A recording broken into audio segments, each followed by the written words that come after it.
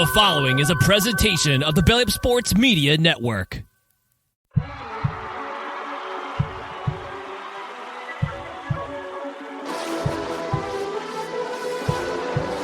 ball sends it over to Edward Robles. Go! Insert name FC!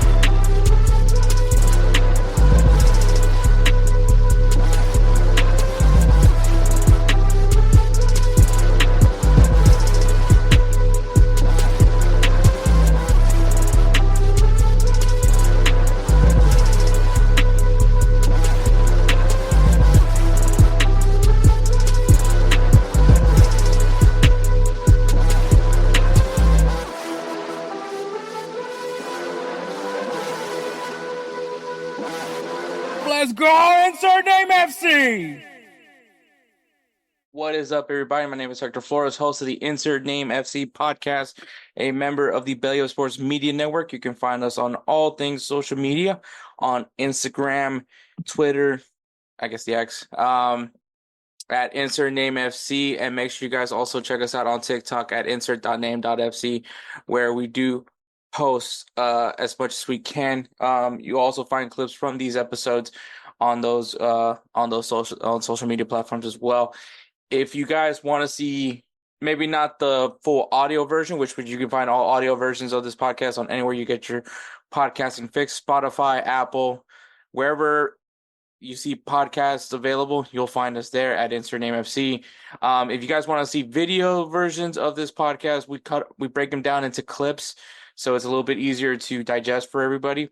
You can just find us on YouTube at Insert Name FC, and you'll find the videos as well. You can also find us on GolzTV, so GolzTV is a free streaming service for soccer content, football content made here in the USA, and of course some international content creators as well. So if you guys want to go ahead and check that out, GolzTV, you'll find us there as well. You'll find me on some of their original programming, Yanks the Round Table, Wake Up MLS. You'll see me over there as well.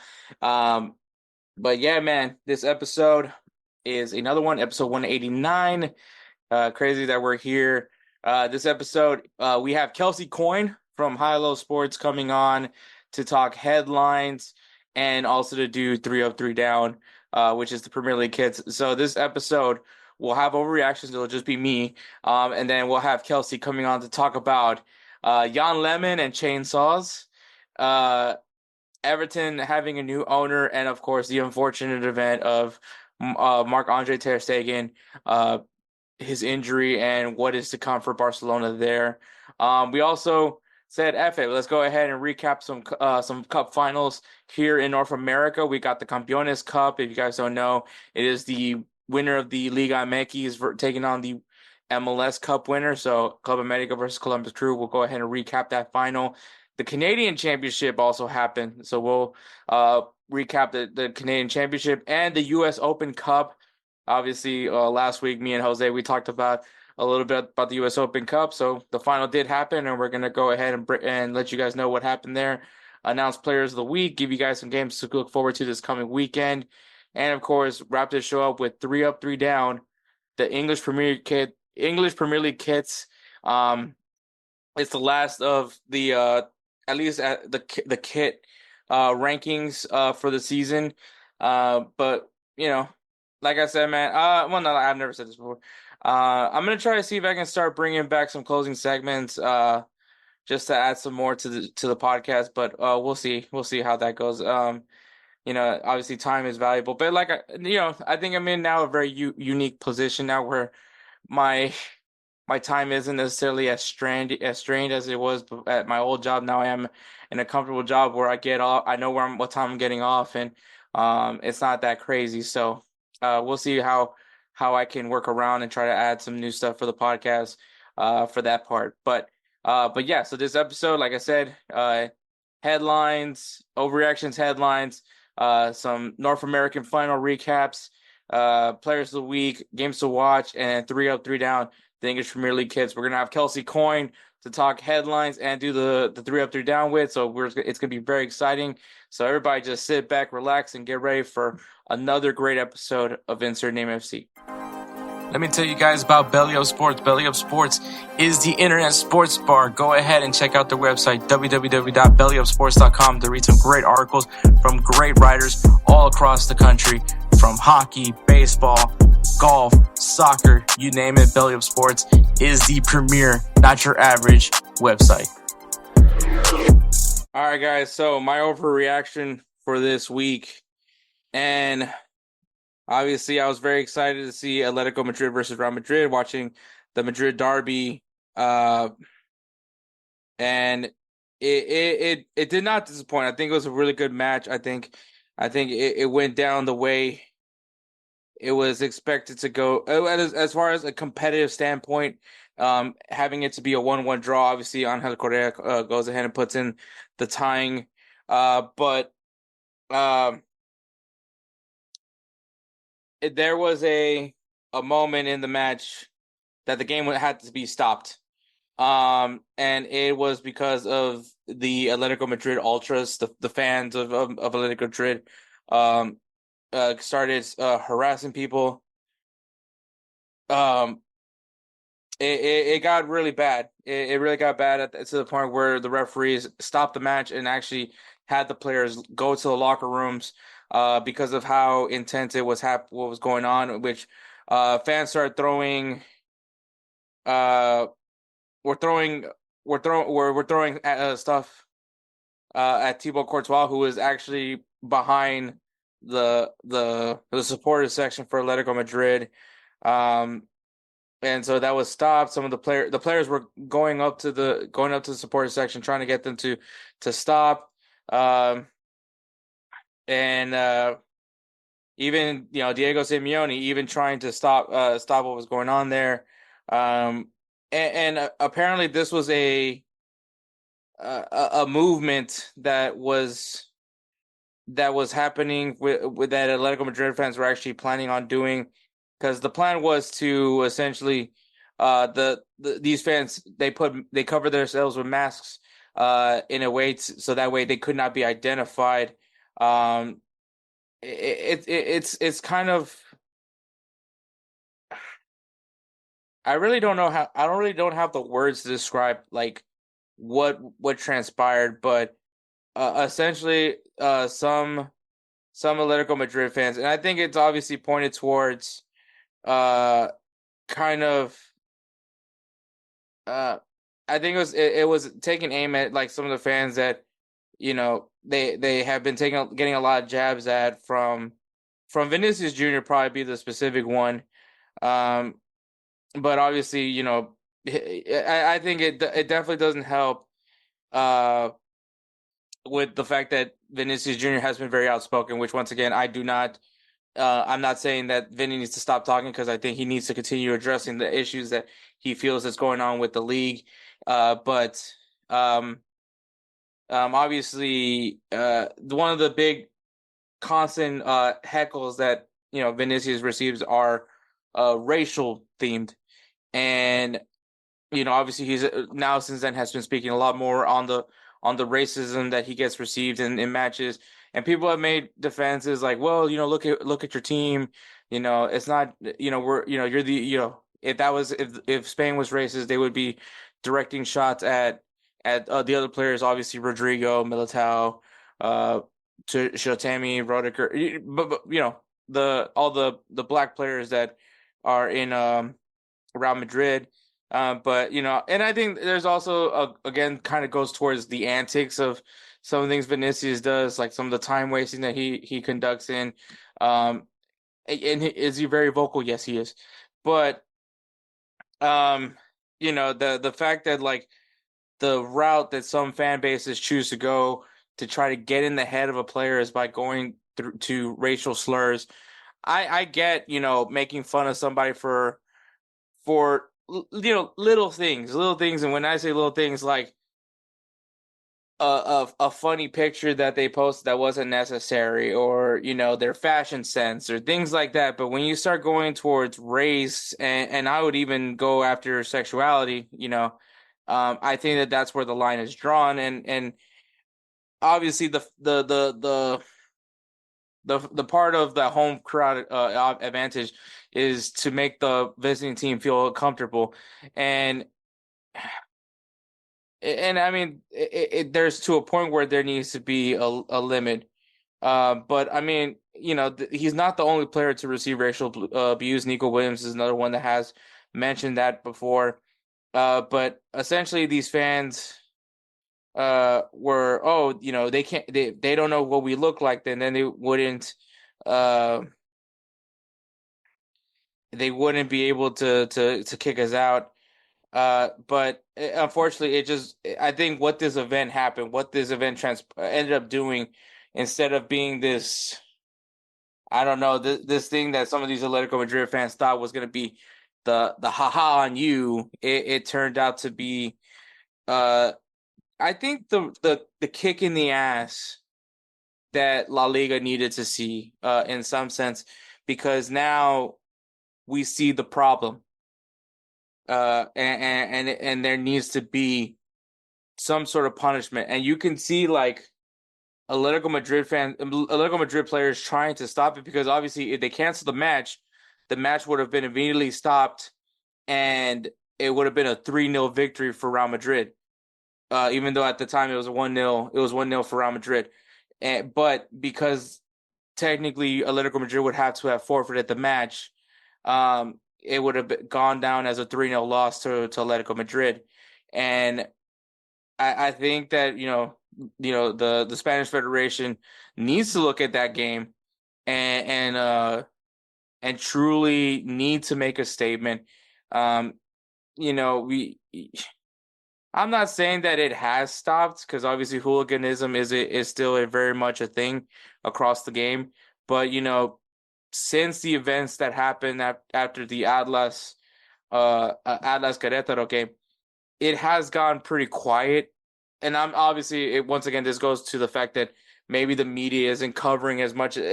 Maybe there is still hooliganism around Mexico, but obviously when they put the punishment down to Querétaro, where they were banned from the playoffs, even a year when they were actually playoff enough, it hadn't had enough points to be in the playoffs.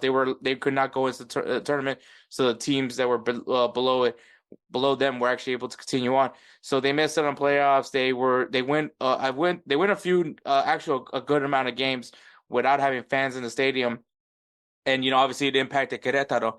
And I think that if things are continuing to escalate, if we keep seeing more uh fans going in this route, and I mean we can even look at Ligue 1. Ligue 1, there was a good period where fans were just going insane to the point where they're storming the field, and obviously Ligue 1 stated what was needed to be done, and after that we haven't Ligue 1 has been pretty chill since then. Obviously, once again, we haven't really highlighted them because depending on how the coverage is done, but we haven't seen any incidents involving fans storming onto the field or fans being violent towards other fans or even players.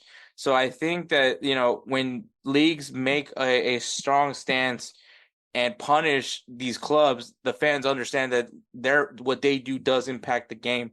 And I think that there needs to be something done with it. This isn't me like saying punish Atletico Madrid. But I'm saying though, if we're continuing to still talk about racism in the game, and obviously I don't know, this isn't necessarily a racist attack, because I think um whatever the motive, I think the motive is just people being tired of I think some of the special treatment that Real Madrid, or at least they feel Real Madrid receives. I think obviously Vinicius has been always like the first person they look at when they talk about people that complain and all those things. And it could be also where Vinicius even takes jabs to the country of Spain, where he says that they shouldn't be hosting a World Cup. And I mean, for a fan base to, and I'm not trying to throw all Atletico Madrid fans into this group, but obviously this specific group of Atletico Madrid fans, for them to want to attempt to do this and expecting for them to not have any fallout from it, it was ridiculous. And I mean, a lot of the Atletico Madrid players and Diego Simeone said that they don't deserve to be in that stadium, and I'm sure we'll probably talk about this next week when there's more information thrown in there. But yeah, this has to be the sign for La Liga that they have to do something because it especially where you have these black players, um they might not want to be in this league, and then that's gonna lose a lot of players that want to play in this league because do they feel safe? And they're probably not, and they'll probably go to other leagues and other clubs that will make them feel safe if the fans are able to do something as intense as they did in this game against Atletico Madrid. The game did eventually play on, obviously ended with a 1-1 draw, but yeah, I think that that's something that the Spanish Federation needs to be discussing right now and try to figure out how to uh prevent another incident similar to that to happen. So there is that. But all right, we're gonna go right into headlines with Kelcey Coyne of High Low Sports.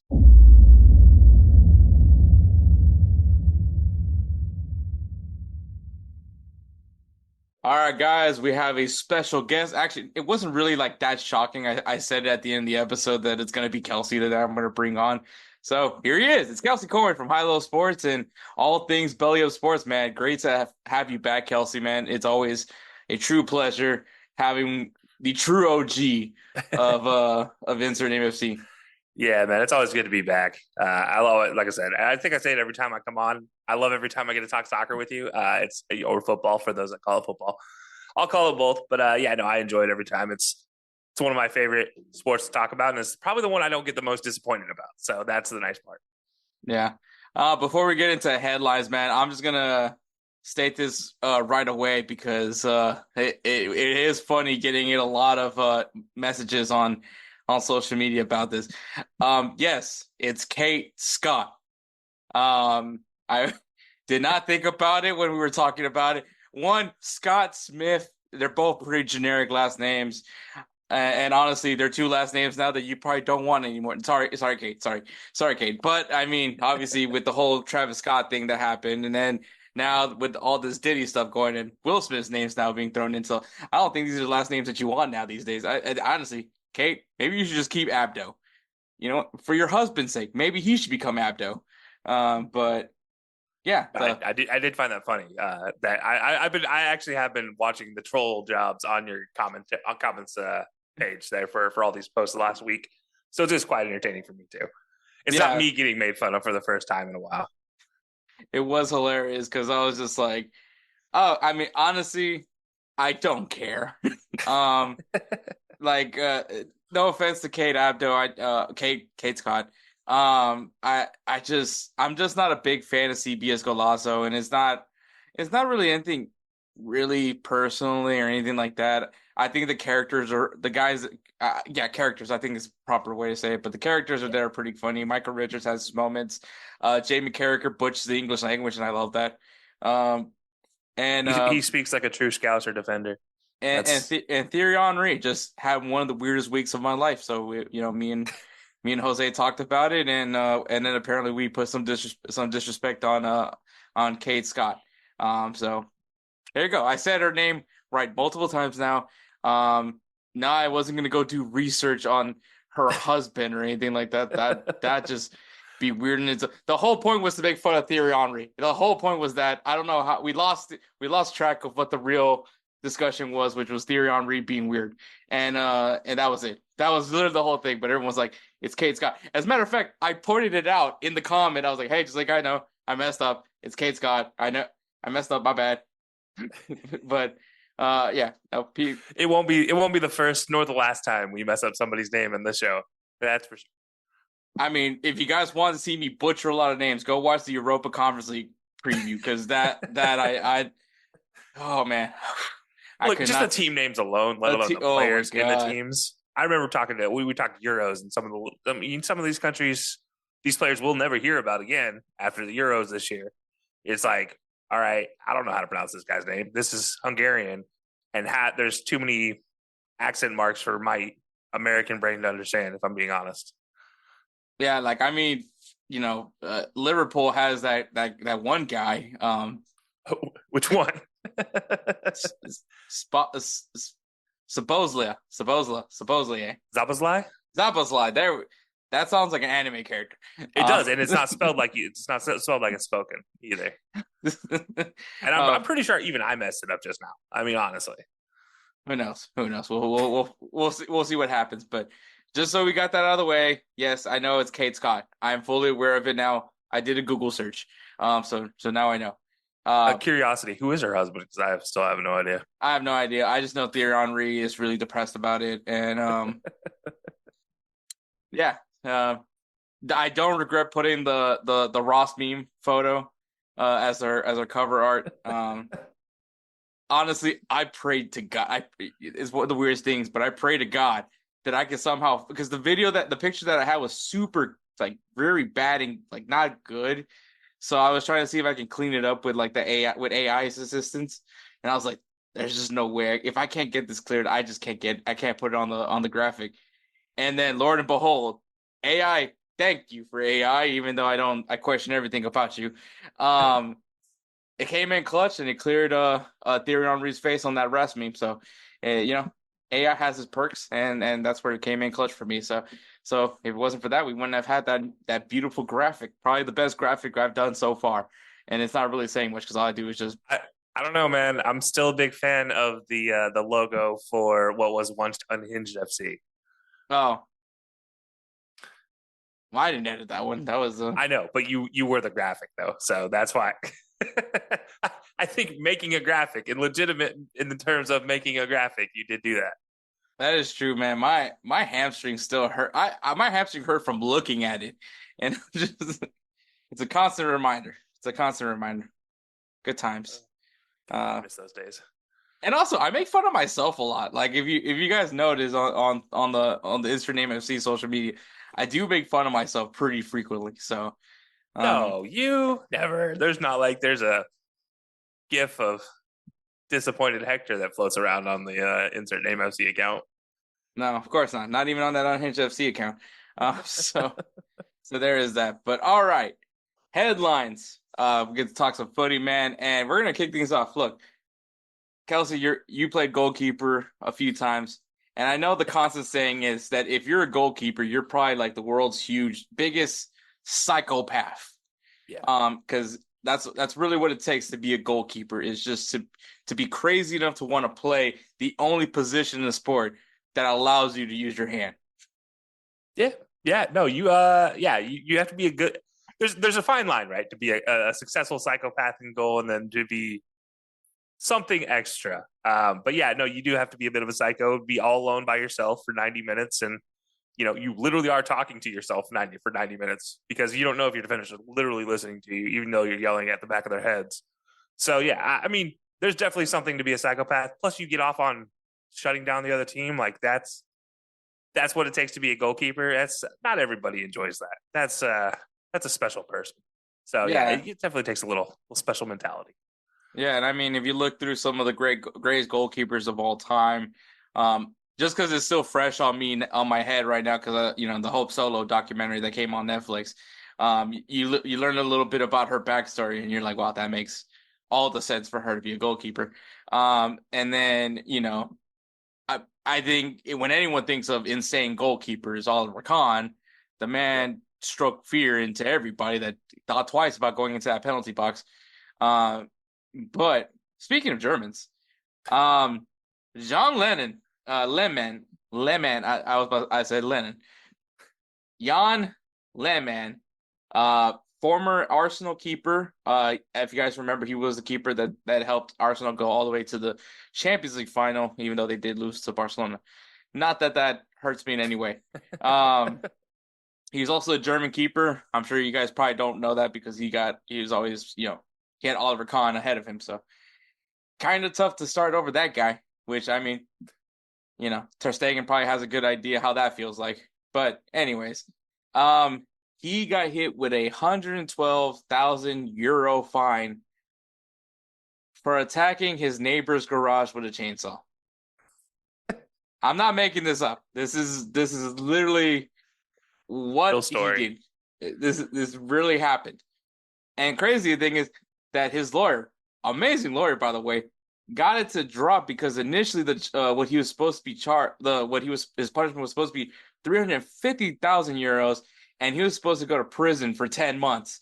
So what a lawyer. And I don't know how the court system was doing here when they were like 10 months, 350. I mean, I do feel like you need to cover the property damage, but as far as 10 months in prison, I don't really think he attempted to murder anybody, but yeah, amazing lawyer to get him off a lot. A lot. Yeah. That's crazy. I don't. Again, we talked about this offhand, but yeah, for what it's worth, you sent me this story as the headline, the lead headline. I laughed way too hard, and then had to look it up, and then didn't believe it. So I shut down my browser and opened it back up again and looked it up again, and I'm just, how wild is that? Like, like I said, there is a fine line between psychopath good and psychopath bad, and I think this is taking the step into the bad side. I think we finally found the line for where a goalkeeper goes to the wrong side here. This is wild. Yeah, and the why. That's and that's where you talk about that. The why. So the reason why Jan decided to go and attack his neighbor's garage is because apparently there was some beams in his yard that was obstructing his view. So he finally had it and went ahead and also took a chainsaw and started cutting some beams off in his neighbor's property. And obviously that's a big no-no. I'm sure. I don't know if Germany has homeowners associations, but if they do, that probably could have just gone to them to have them handle that whole ordeal. But then again, we're talking about a goalkeeper. So, but on top of that, during this whole court hearing, they also discovered that he had a lot of incidences involving a parking lot in the Munich airport. Apparently in Europe, they call them car parks, not parking lots. They're car parks. But essentially what he was doing was he avoided paying the fees to get into those, the airport parking lots, the ones you leave your car there for a while. Obviously, the longer your trip is, the more money you have to spend for that parking spot. And so his way of avoiding the fees is by being bumper to bumper with the car in front of him so he can just get past and not have to worry about having to scan, get a ticket or anything like that, which is kind of like your typical, you don't know the code to your friend's apartment, so you just wait till somebody who has the code has it and you just fall right through and hope that the gate doesn't close on you. Which, I mean, some people may say that's awful, but at the same time, I think that's kind of genius. Way to fight the power, but obviously everything got caught up on him. He ended up having to pay. He paid all the parking fees. He covered all that, and then obviously, so along with having a minimal charge, which was 112,000 euros, now he had to pay a bunch of parking fees, which is just more and more just makes this story even funnier. And you would think after going through all that, you should be good. You shouldn't do anything ridiculous.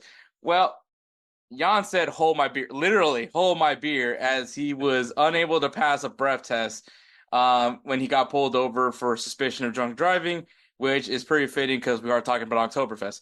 And this is the goalkeeper for Arsenal. I just want to there was a time where I was like, dude, this guy, like, I don't see why he doesn't start for Germany.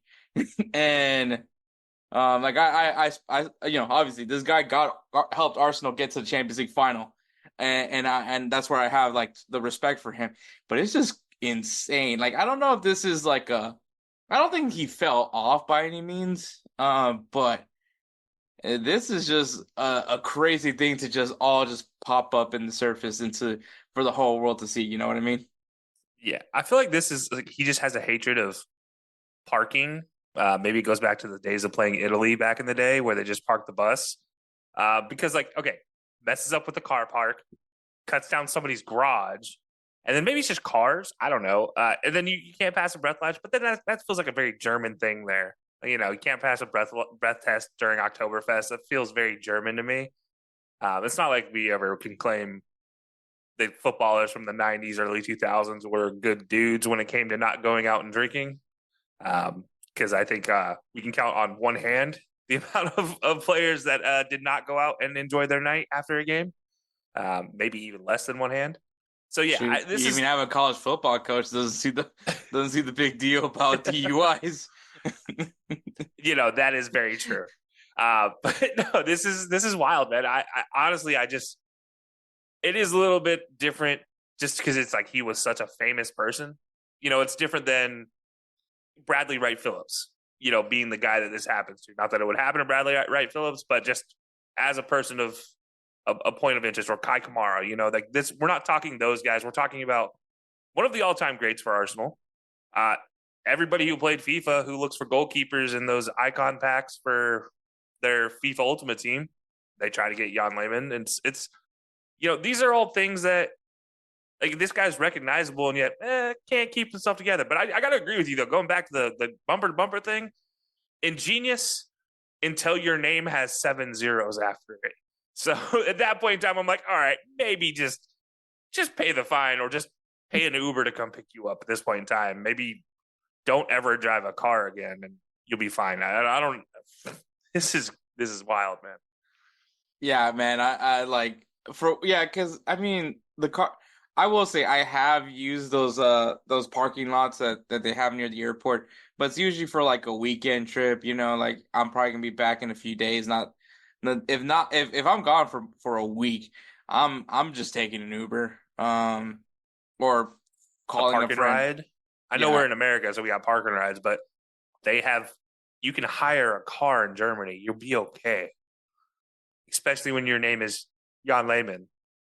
Like you be okay. You have enough money. There's enough zeros after your name. You'll be okay. Yeah. So I mean, I don't know what he does now. I don't know if I don't think he coaches, but like if he does like some sort of sporting director role or anything like that. Just an advisory role. He's going to get paid a lot of money. Oh, that's not bad. I think he's a goalkeeper. I think that's really what his job title is now, goalkeeper advisor. They just hire him around the world. That has to be just like to just be an advisor. Like, just you're not there to really like do like. I mean, I assume it's like a contractual obligation, so it's not like a permanent job. You just go from club to club and just look at goalkeepers. Like, that just doesn't seem like that bad of a life. No, it doesn't at all. Yeah, especially if you are a goalkeeper connoisseur. But yeah, this was when I saw this and I was just like, oh my God, like this does not help the goalkeeper stereotype of just being this insane human being. Because like I said, goalkeepers, they're a rare breed. Very rare. When you find someone that wants to play goalkeeper, like I've said plenty of times, especially amongst my friends, man, when you play pickup games or when you start trying to start a Sunday league team, when you have that one friend that one guy on your team that actually does want to play goalkeeper, you hold on to them. Yeah, you hold on to them and you don't let go, because once they're gone or they're sick that day or can't come in, it's literally just the office meme where everybody's pointing the guns at each other, trying to figure out who's going to be goalkeeper. So, and by the way, I just looked it up just to make sure. He is on the supervisory board of Hertha BSC. So okay. Hertha Berlin. All right. Well, there you go. But yeah, no, as the guy who was the volunteer, I'll say as the guy who was the volunteer goalkeeper, I totally agree with you. I think there were friends that I kept that probably didn't like me as a friend. They just liked me because I played goalkeeper for them. That was it. But yeah, it's hey, special person. I would say special plays, but I don't think this is a special play. At least not a good special play. So I kind of wanted to see the view that was clearly obstructed, because like obviously we're taking if anybody was curious, the lake, it's in Lake Starnberg. Don't know where that is per se, but it's in Germany. But yeah, like I mean, if it's near a lake, I'm guessing he wants to see a view of a lake, or maybe there's like some forestry around there. But enough for it to obstruct his view, like his neighbor. Like that's the only way you could see whatever he's trying to see, whether it is the lake or whether it's I don't know. I think that it's just insane that he literally like maybe he angles his chair horizontal in a certain way, and there's that beam every time, and it's just like I just wonder like how many times did it take for him to finally just lose it, having to always like find a new position to see the view that is like starboard. Here's the wild part. So the report says it was a roof beam, meaning it was an overhang beam on the edge of the roof. So it couldn't have been much that was blocking his view. So this guy was really prepared to chop down a safety hazard. Oh my gosh. That's hilarious. I don't know. Honestly, it gets better and better. He's probably, you know what it probably was? He probably had family, friends over or somebody over, and he's trying to take pictures. And then he like in the background of the picture is this little beam sticking out. And he's just like, you know what? I'm going to go cut that down. They won't mind. And then cuts it down and like smashes part of the deck or something. Who knows? But it's, this has got to be the dumbest thing ever. Like, I don't know what he's doing. Yeah. Special breed. Maybe we need to start doing some research on CTE and soccer, because I think that maybe this is one of those cases. Maybe for goalkeepers, especially in the 90s. They weren't exactly known for not being physical. Yeah, that was... Yeah. Well, hopefully they ban him from having a car, so he doesn't have to be... His driver license is supposedly suspended. Yeah, and we're not even at peak Oktoberfest yet, so I mean, this is that. Yeah, it's probably gonna keep on going. So, yeah, Germans for you. Yeah, way to go, man. But hey, guys, this is Hector from the Insert Name FC podcast here to tell you guys about Canada Dips. It is a great tasting, superior alternative to traditional dip using CBD in a way that is radical, enjoyable, and effective. It comes in 5 core flavors: wintergreen, mint, citrus, mango, and American spice. Canada Dip CBD is the new evolution in dip, allowing guys to enjoy great, long-lasting taste without the downsides. If you guys want to go ahead and try them out, use the code BellyUp20 at CanadaDipCBD.com. Once again, BellyUp20 at CanadaDipCBD.com, and you'll get yourself 20% off your purchase. Thank you again for Canada Dips for being a great partner of BellyUpSports. All right, moving on to the next headline. We have... Well, so Kelcey, brace yourself. We're talking about... Well, okay, how do you feel about Everton as a Liverpool fan? Like, is this really like a I hate this team kind of thing, or this... Because it hasn't really been a rivalry, has it? Not recently. Now, I will say the hardest thing for me and why I don't really hate Everton like a lot of other Liverpool fans is obviously not being from Liverpool. I don't have that same hatred, but also being a diehard USA fan.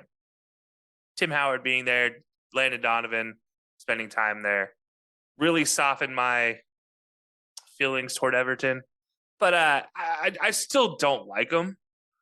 But at the same time, you can't really, what is it? The wolves don't concern themselves with the sheep or something like that. Is that what the saying is? Lions. Lions don't concern themselves with the sheep. Yeah, I mean, it's kind of how I feel, at least right now. But that changes year to year based on how good they are. Sometimes I hate them more. I definitely hate them twice a year, though. Like, no doubt about it.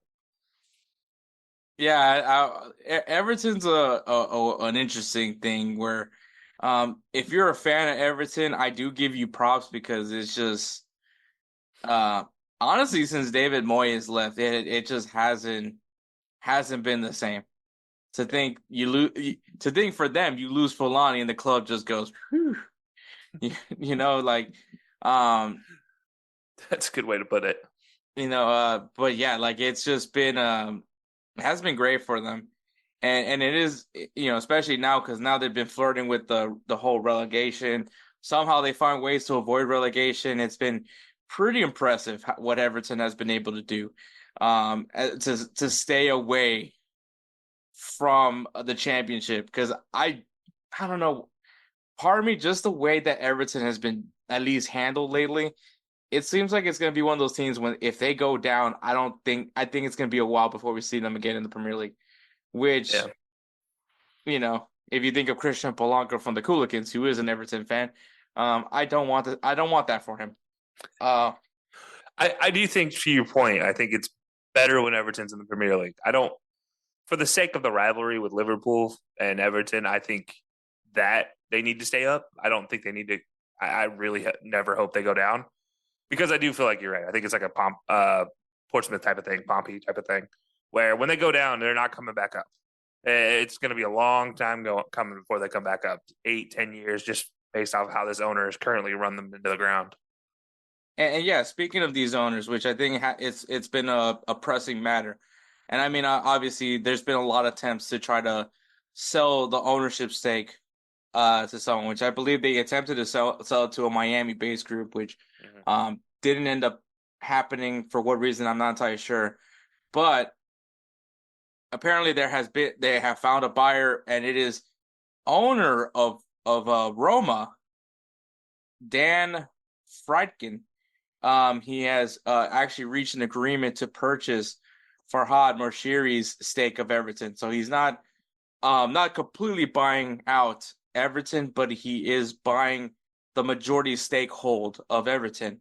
And obviously, if you guys know Roma, I would probably say a team that probably has gotten in better from but a while, and I wouldn't say that they were the only ones that was on a downward spiral, because I mean, you could say the same thing for the Milans and Napoli. Like, I mean, at one point the Serie A was literally just Juventus. It was not really any other team. Atalanta popped up, that was kind of cool, but Napoli for a little bit. Yeah, I mean, but aside from that, like, Milan was not necessarily in the conversation, and Roma, another very proud Italian club, a very proud fan base. It just wasn't the same. And obviously, then things changed. They brought in Jose Mourinho. They eventually did fire Jose Mourinho, which it's cycle of life, cycle of Jose Mourinho. But they're hoping that things are in the up and up for Roma now. But the one thing that's for sure, Roma fan base is probably one of the most committed fan bases, in my opinion, when it comes to football. There is no other fan base that I know that is as loyal as Roma fans are. And probably someone is completely mad at me now at this point. But yeah, 100%. But let's be honest, that passion for Roma is a strong one. I mean, let's not forget the guy that held Jose Mourinho captive to do a proposal that nobody wanted to watch. And unfortunately, I watched it multiple times because it's awkwardly hilarious. But and yes, I did find a way to bring that up. It's impressive. I always love bringing that thing. That was so fucking awkward. Yeah, no, it's funny though. It's like AS Roma. You talk about loyalty. It's not just their fans; their players are really loyal, and they always have been. I mean, think of probably the most loyal Italian player to ever play in Serie A is Francesco Totti, who spent his entire career in Europe with one team, with AS Roma, and that's like, and a lot of times single-handedly keeping them afloat in a lot of ways. So. Yeah, this team has been through thick and thin, and I mean, right now you're getting coached by a legend. So yeah, I mean, for that to be the owner that takes a shot at bringing Everton up, very interesting though, because I think Everton fans, like you said earlier, I think Everton fans are the same type of breed where they're undyingly loyal, because they're not going to convert to being a Liverpool fan. Like that's just not what they're going to do, because they can't fight that shame, I guess. For whatever reason. Look, at this point in time, I'm go be a fan of a winner for a little bit. But no, hey, to each their own. So it'll be interesting to see what happens here. Yeah, and that's kind of what I was thinking. Like the fact that someone that understands like of a hungry fan base that wants to see their club back on top, or for Everton's case, on top, for the first time on top of the 12th seed. Yeah, flirting with Europa Conference League. But I guess, like you said, there is some similarities when it comes to the commitment level of an Everton fan and a Roma fan. The only difference is I think many would probably view Roma as a top club in Italy, and I don't necessarily say that like in the standings. I mean, just as popularity goes, I think that's one of the more recognizable clubs in Italy. I mean, you could throw them up there with both Milan teams, Juve and Napoli as well. I know Atlanta they're still trying to get up there. They're close though. They're close. I mean, you know. I mean, really in Italy, you have the Milans, you have Juve, Fiorentina is still probably pretty recognizable, and then the Roma. jerseys, at least the badge for. I mean, they're the only team in Italy who hasn't really changed their badge. Every other team there has, including Roma, has changed it. But Roma, you still recognize that beautiful copper and maroon or whatever color they're going to call it, and deep red that they have with that on their jersey kits. So yeah, you always recognize Roma no matter who you are. Exactly. So I think it's definitely like it's interesting to see what happens. I think as far as for the Friedkin group, I think that there's obviously a lot of challenges because this team has, at least Everton has a lot of debt. A lot of debt to deal with. I think they're also going through some sort of scandal. I'm not entirely sure. I know that things are getting piled up everywhere with everybody with the whole financial fair play shit. I don't think Everton's in that conversation, but I think maybe someone just joking about like somehow Everton gets a point deduction, not Manchester City, which that'd be hilarious, but I don't think that's happening. But obviously we said, like, I feel like now since the podcast has started, there's just been more and more like new owners. Like it's been insane since this podcast has started. That we were talking about the new owners for Newcastle, which I mean that hasn't really happened much. Nothing really came from that. But like, can't really think of it. Well, I mean, Wrexham. Wrexham is probably like the new. Well, yeah. Wrexham's the big one. You got Atletico Bilbao, Atletico Bilbao. Mm-hmm. You have West Ham with who's that? Watt that joined the ownership group. Burnley. That's right. And then West Ham is the Dude Perfect, or is that Villa? Aston Villa. Aston Villa. They're the sponsor for the Academy kids. There you go. So yeah, Dude Perfect. Then you have there's so many. Prime bought a team recently, so KSI, Logan Paul Group. That's great. That's not including the big ones like the Chelsea ownership change. That's not including the Man United potential, or well, I guess technically it did have a big Man United. That's not including any of those. Fenway Group bought another team. The City Group bought another team. Yeah, there's been a ton. And Manchester City just buying a team from every league. What it feels like.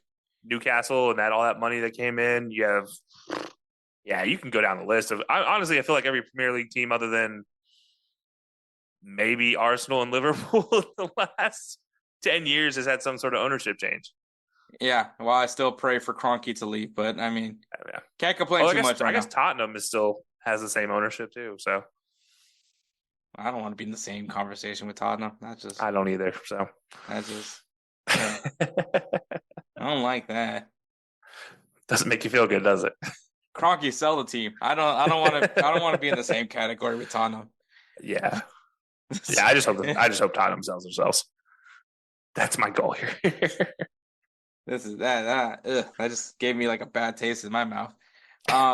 But I guess whatever do you think Roma can replicate, I guess, and I mean they're not done yet. I mean Roma still isn't where they want to be just yet, but can you see maybe them following the same pathway with Everton? Yeah, I mean, I definitely don't.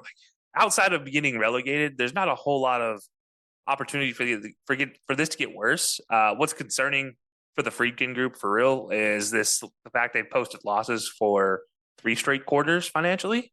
The last one, 89.1 million earlier this year, which is an insane number. There's a lot you got to deal with to try to get talent in this team without breaking the FFP rules, which, as you said, are getting quickly stacked up against some teams. And there's a whole lot of clearing of books, Barcelona and Inter Milan, that's happening. And yeah, Everton has a big road in front of them. There's no doubt about it. But with the Friedkin group coming in, it does infuse a lot of new money, and it's not like new oil money like Man City. It actually comes in with new smart money, proven money in the world of football. And that's a big part of this that I think is make it be successful. I think they know what to do to make their books, to get their books in order, to begin developing a program going forward long term that's going to be successful, or at least will ideally not be in a relegation battle every year. And part of this comes from, you think about the bad type of transfer deals they've had in the last couple of years, Dele Alli being probably the biggest example of that, or some of the guys they've let go that have gone on to Man City, Arsenal, United for chump change. And if we're being honest, if that, some of them pre-transfers. So there's definitely going to be an overhaul by the Friedkin Group. I don't think there's a doubt about that. It's going to be a long grind to get back to even like relevance for Everton, just because there's a lot of money on the table. There's reports that it's $200 million that they have to pay in the next 12 months, but there's still another $400 million, so $600 million in total that they have to try to deal with to get them within the shooting distance of being financial fair play eligible, like to be compliant with that ruling. So that's huge. Plus there's a new stadium deal. There's a lot that has to happen for the Friedkin Group to make this happen. But I think they've shown that they have the knowledge and the wherewithal to make it happen. It's just a matter of making sure that Everton fans and the performance on the field doesn't dip below what is acceptable, which right now is just stay in the Premier League, if we're being honest. So it should be relatively easy to keep them up as far as that goes, but it is not going to be pretty on the wins-loss record. Yeah, it's going to be interesting to see what the changes that are going to be made for Everton. Especially when it comes to that trimming of the fat. I mean, especially when you're looking at players that you could probably ship out for a good buck. Pickford's pride, that name, especially being that he's English, and in the Premier League, English players do have a higher value. That's why you have the crazy amount of money that was thrown to Jack Grealish, the crazy amount of money that was thrown to Declan Rice. If you guys don't know, in the Premier League, you have to have a certain number of English players on your roster. 16 for the 25 or for the 35 man. Yeah. And so, I mean, that's why you had like Cole Palmer going to Chelsea for the amount that he was given, was to make sure that these teams hit that number. And so, yeah, when it comes to it, which is funny because like you would imagine it'd be pretty easy to get an English player in England, but yeah, it's tough though because how many good English players you got, right? And I do think Everton, you talk about shipping out some guys that are English based to get some money. I mean, yeah, there's obviously the obvious option in Jordan Pickford, but Mason Holgate can still go and get some money somewhere. Michael Keane, I think he's still Northern Ireland, so he might qualify based off of the UK relegate rules, but I'm not sure how that works in the considerations. Ben Godfrey, maybe. Connor Cody. And then you get into a bunch of older guys like Ashley Young that can still go somewhere else. But yeah, there are some guys that could move that could be worth some money. Maybe Dele Alli, after his resurgence, quote unquote, can get some money back. But it's going to be very tight chain. They're going to be basically running it like we used to run our old EA FIFA rosters when we'd redo something, and just free transfers and academy players for a little while, and just hope it's the best you can do. Yep.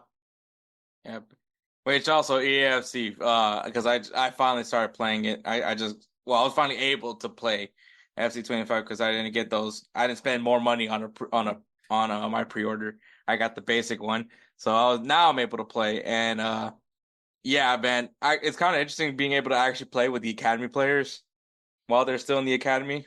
It's not like a full 11v11. It's literally them playing like whatever that game that PK is the owner of. The 5v5 rush thing? Yeah, 5v5 rush is basically those kind of rules of that kind of style.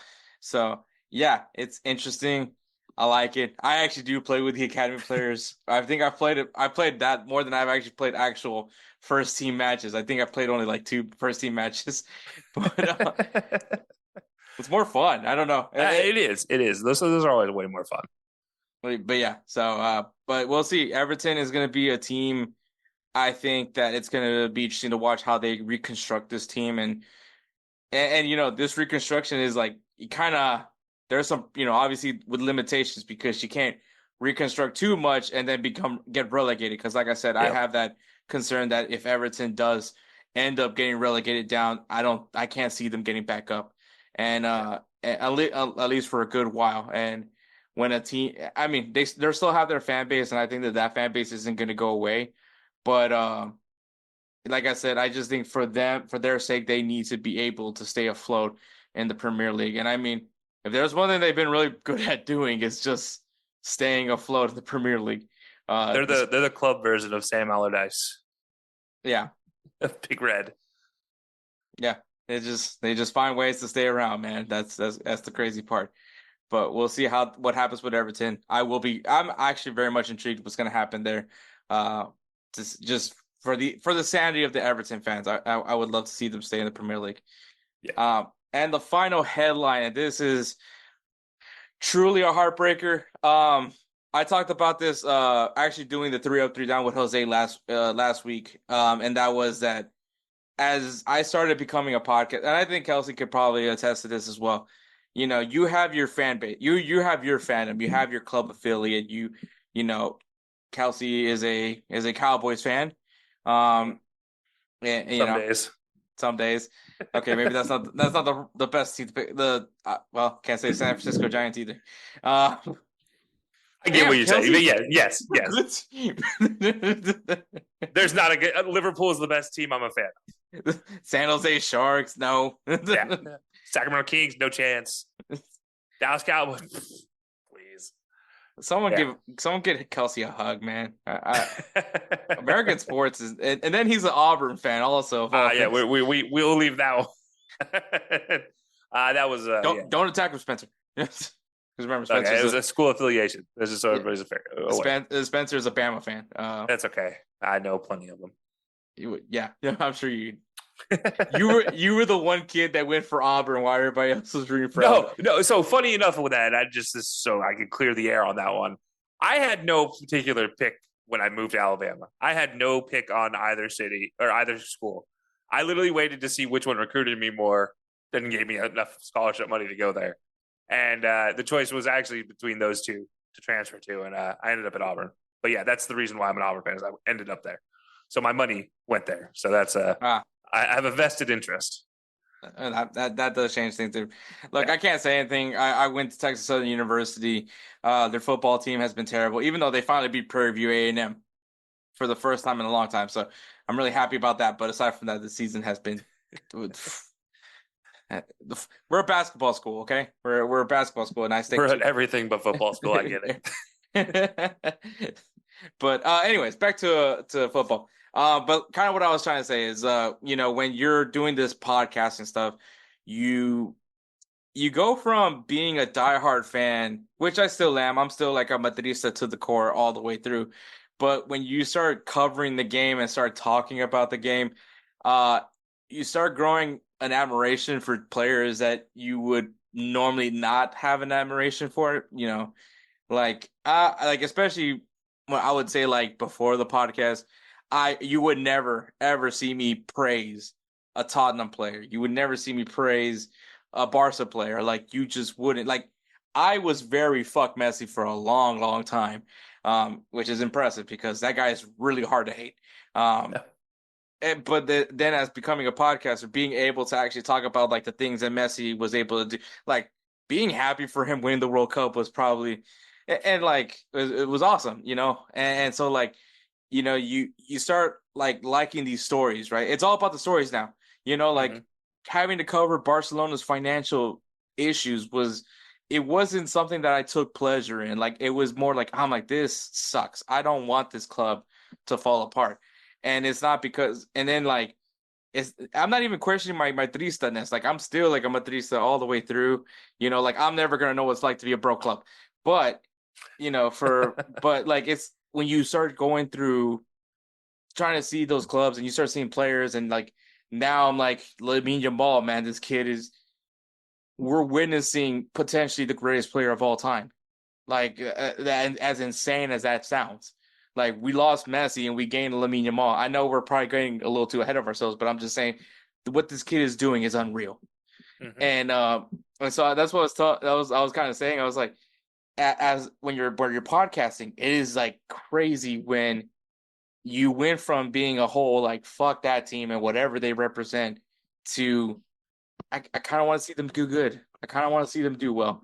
And it's an insane thing that covering a sport can do is you end up like losing that bias a little bit.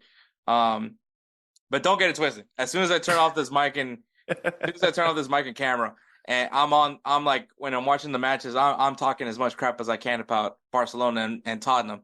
But I mean, I still talk a lot of crap about Tottenham. But I'm just saying when it comes to covering a sport, I'm not like, I'm not gonna say anything positive about Barcelona. I'm like, dude, right now they're unreal. Like what Hansi Flick has done has made me eat all the words I said about Hansi Flick being a terrible decision for Barcelona, because clearly the guy had the right game plan. But it's unfortunate where this is leading to, because Marc-Andre Ter Stegen, captain of Barcelona, and obviously their star goalkeeper, I will say probably is not having the best season for himself. They're still getting wins, and that's great and all, but he has had a few slip-ups. I mean, that Monaco match was unfortunately on him. It's one of those few times where you can blame the goalkeeper, unfortunately. But unfortunately, he is out for the year. More than likely, he's going to be ruled out. I mean, he's ruled out for 8 months, but it's because he has a complete rupture in his patella tendon on his right knee. And yeah, normally you're going to be out for 8 months, and who knows how long rehabbing itself is going to be and getting back into match condition. So you can rule out Ter Stegen is out for the year, and for me that sucks. I can speak for it a little bit because last year, obviously, Real Madrid had to go without Thibaut Courtois. He tore his ACL, I believe, for the good chunk of the season, and the thing that sucks for Barcelona in this situation versus Real Madrid, that happened when you were still in the transfer window.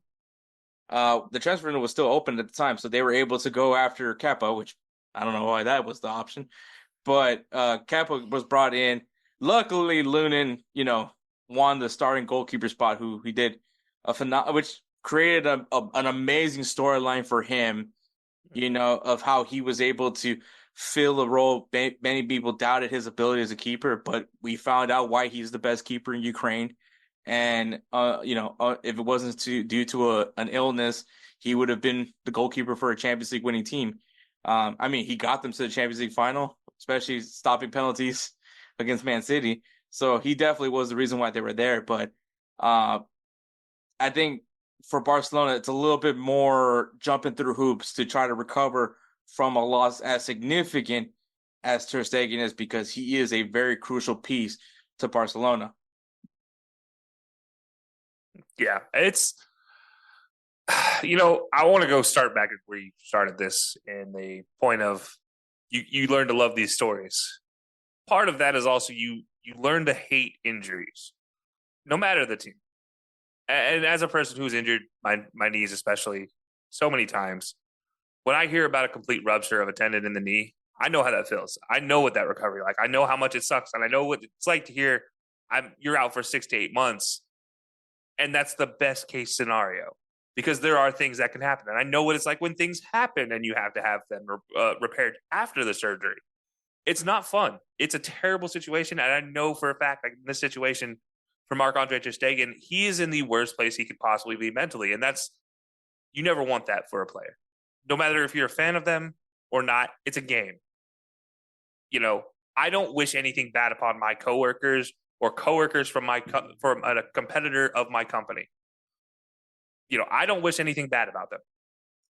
In the same sense that I don't wish anything bad about any player, whether they're Everton, Chelsea, Man United, Arsenal. I don't wish anything bad on any one of them. And so these situations suck. It's sad to hear when it happens, especially for somebody like Ter Stegen, who has, in his own right, been overlooked for much of his career. He was never really considered the best until very recently, as it's to the tail end of his career, which is kind of how it happens with goalkeepers. We talk about them being a special breed. Part of this is a lot of times goalkeepers don't get recognition until they're in their 30s, until they're in their late 30s or 33 or older, which for football is a old age. And this sucks to see. And again, like you said, Barcelona, maybe not your favorite team in the world, but it still sucks to see something like this that could potentially plummet a team from being competitive with your favorite team into almost an abyss, because in this situation, yes, there's options, but it's not always the case. If this happened November, that's a month right near the stretch where you don't have an opportunity to get a replacement. And it sucks to see these things, and you just wish for the best for somebody who's getting injured, especially with this. I mean, there's been upgrades to knee surgeries. It still sucks. He's going to be bedridden for 4 to 6 weeks. It's not an easy process.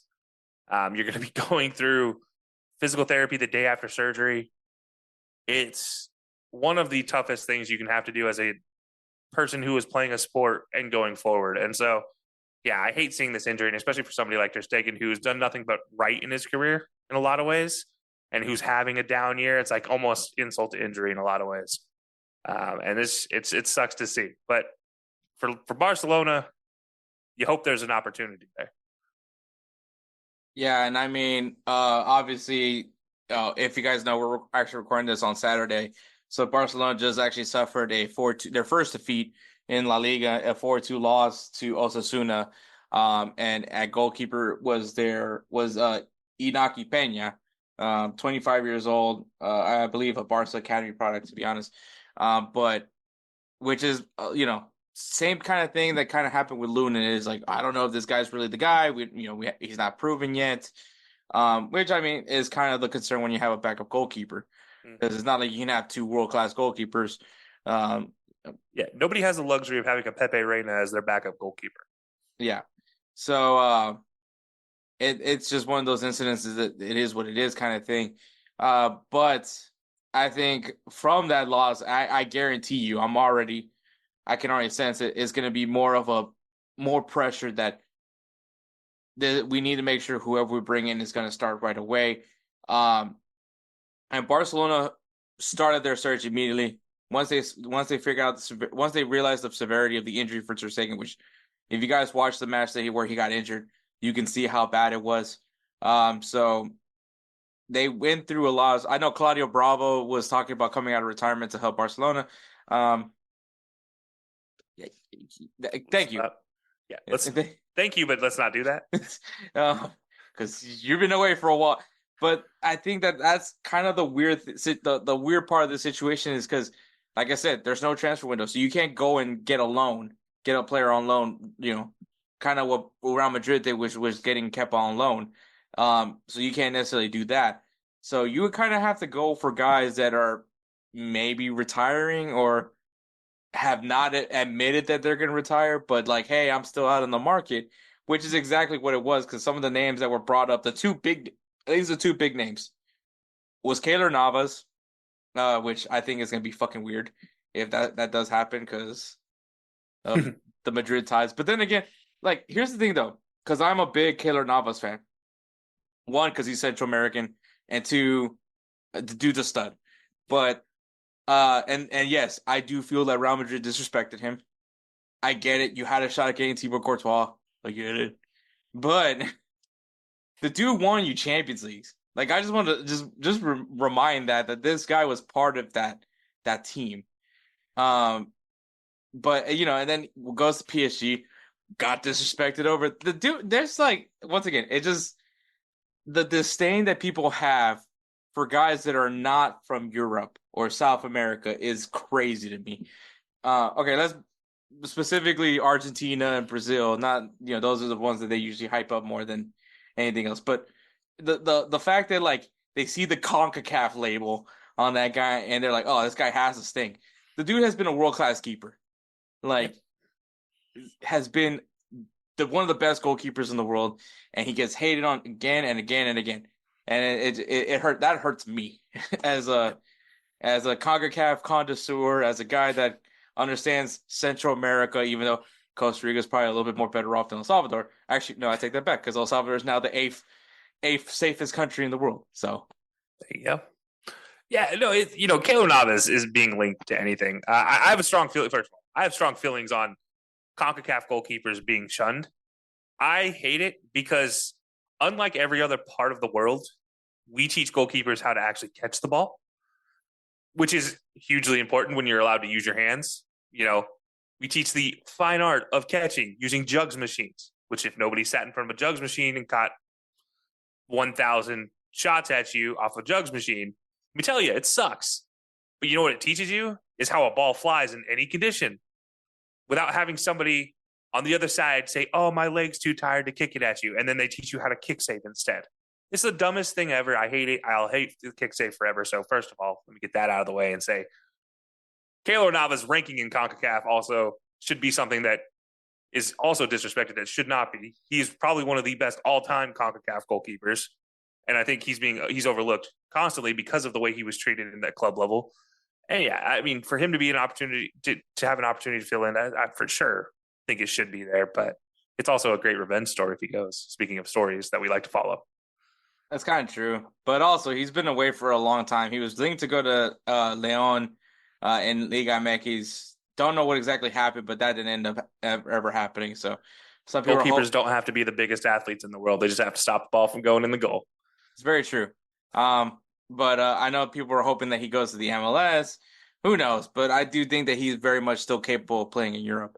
And then the other name, which was a name that actually announced he was retiring, and that is Juventus goalkeeper Wojciech Szczesny, which if you guys are familiar with this podcast, I shit on that guy plenty of times because he was terrible at Arsenal, but all of a sudden became a world-class keeper in Juventus.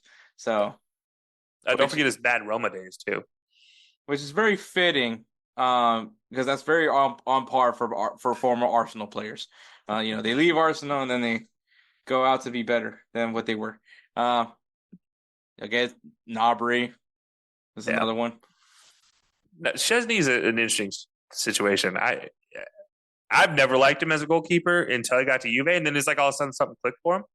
By the way, still never clicked for him on the international level. I don't know what happened to him on the international level, why he kept getting selected as the top goalkeeper, but that's no longer a thing. But yeah, for Juve, he's done well. But yeah, his career at Arsenal, career at Roma, not a greatest goalkeeper in the world. And needless to say, he has off games, and it's usually not the games that he should have an off game. It's the big games that he has the off games on, as you can attest to at his days at Arsenal, as in my time watching him play and just kind of loving every opportunity to go against Wojciech Szczesny was one of the greatest as a Liverpool fan, because that meant, well, there's probably 3 goals going in for our side today. And if it's not that, then he has a beautiful shot. There's no in between with this guy. So yeah, it's two very interesting choices between Keylor Navas or Wojciech Szczesny, as you mentioned. Yeah. So like I said, there was other names that were called out for Barcelona, but like I said, those were the 2 big names, was Keylor Navas and Szczesny. But it has been said that Barcelona has reached out to Szczesny, probably with the help of Robert Lewandowski, to bring him in. And logic tells you to go after Szczesny because he is not that far removed from the game. And I think that's kind of the only knock on Keylor Navas, even though I do think he's still capable of doing the job. Szczesny is still the fresher player because he did play last season, and it does look very much so that he's going to be the guy that's going to fill in for Ter Stegen for the season.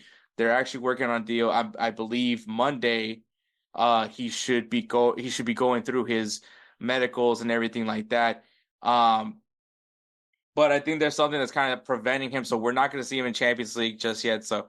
But it does seem that Szczesny is going to be the goalkeeper for Barcelona for this season, which, I mean, this could go 2 ways. Either, Inaki could somehow, now he's got the jitters, right? He got the jitters out from that 4-2 shellacking that he got from Osasuna, and can respond in that game.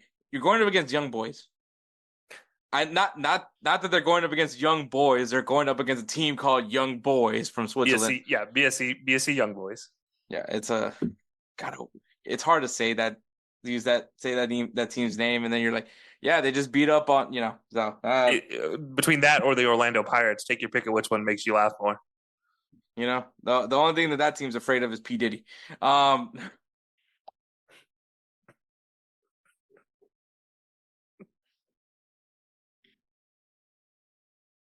All right. Well.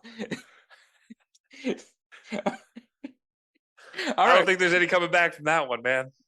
It's okay. If they gave me, they gave me. All right. So there is some things that are stopping Szczesny from necessarily signing right away, but they are going through his. They're going to go through his medicals, and he should be on the roster for Barcelona. And like I said, this can go two ways. Like I said, Inaki Peña could either respond better against BSC Young Boys, or they have the confirmation that he's just not ready just yet for starting for being with the first team. And then hopefully at that point, Szczesny has the clear to go ahead and start playing come next weekend. Like I said, that's still up in the air, but at least for right now, because I think the next option is an academy player. So never know. That's very true. Yeah, it's with young players like this, young goalkeepers especially. This is the best situation for him. He's gotten the first game out, and he knows they're bringing in somebody to backstop him. So what does he have to lose? This isn't the Kepa situation at Chelsea. This is very much a situation like you mentioned last year with Madrid, where you have a young guy where you just have questions about him. You have potential concerns, but he hasn't had any game time. And he's guaranteed to get game time against a team that is experienced in European competition in BSC Young Boys. And so you're going to learn really quickly how he's able to adapt. And it's also kind of the best situation for him to kind of get his feet wet, if you will, in Champions League play because of the rest of his team. Now, Barcelona is a very young team, so this might be the situation where you're building something that's going to be long-term, and maybe Szczesny coming in just gives Inaki Peña the push that he needs to get over that edge, because he's just like, you know what? Worst case scenario, I'll go back to being a backup. Cool. Let me just go do my thing. And then he's going to show exactly why he's been the number 2 at Barcelona, which is not an easy place to go to and be a goalkeeper ever, let alone be a number 2 where you might be asked to, be dropped on the spot like this at any time. So there's a reason he's there, not just financial ejection of players.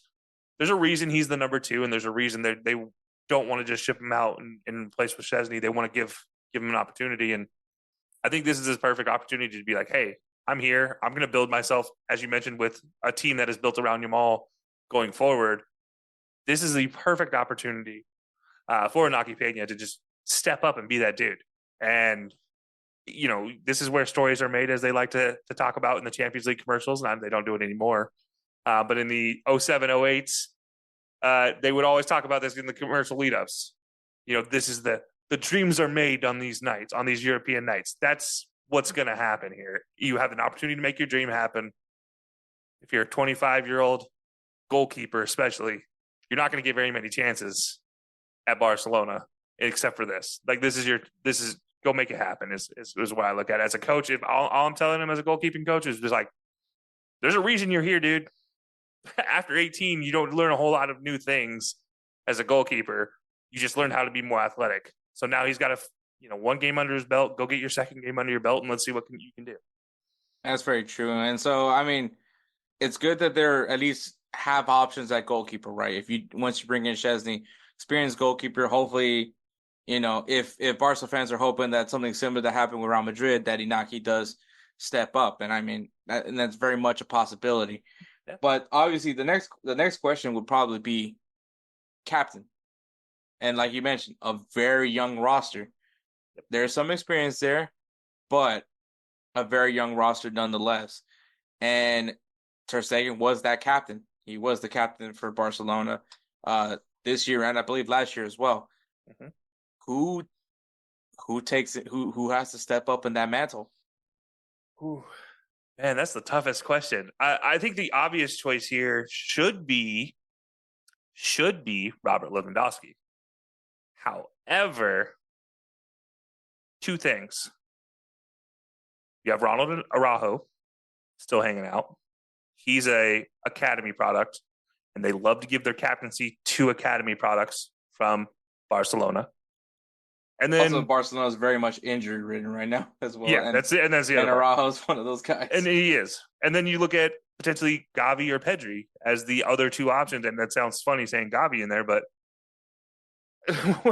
there's not a lot of other opportunities here to assign somebody. Maybe Danny Olmo carries the captaincy, but for a while there, I don't know if he's ready yet. Yeah, I feel like you look at this and it really comes down to just health. Whoever's healthy between Lewandowski, Araujo, and potentially Pedri as your captain, or maybe Danny Olmo, and you just have to hope for the best in that situation of you know who can calm them, because that's really the job of the captain is on the field. You got to keep your players calm and in check, so that way you know you can make the needed adjustments from your coaching staff to get the win. And so whichever one of them can be a vocal leader needs to be the captain. It doesn't need to be a USA, I'm going to give the armband to the guy who's quietest situation.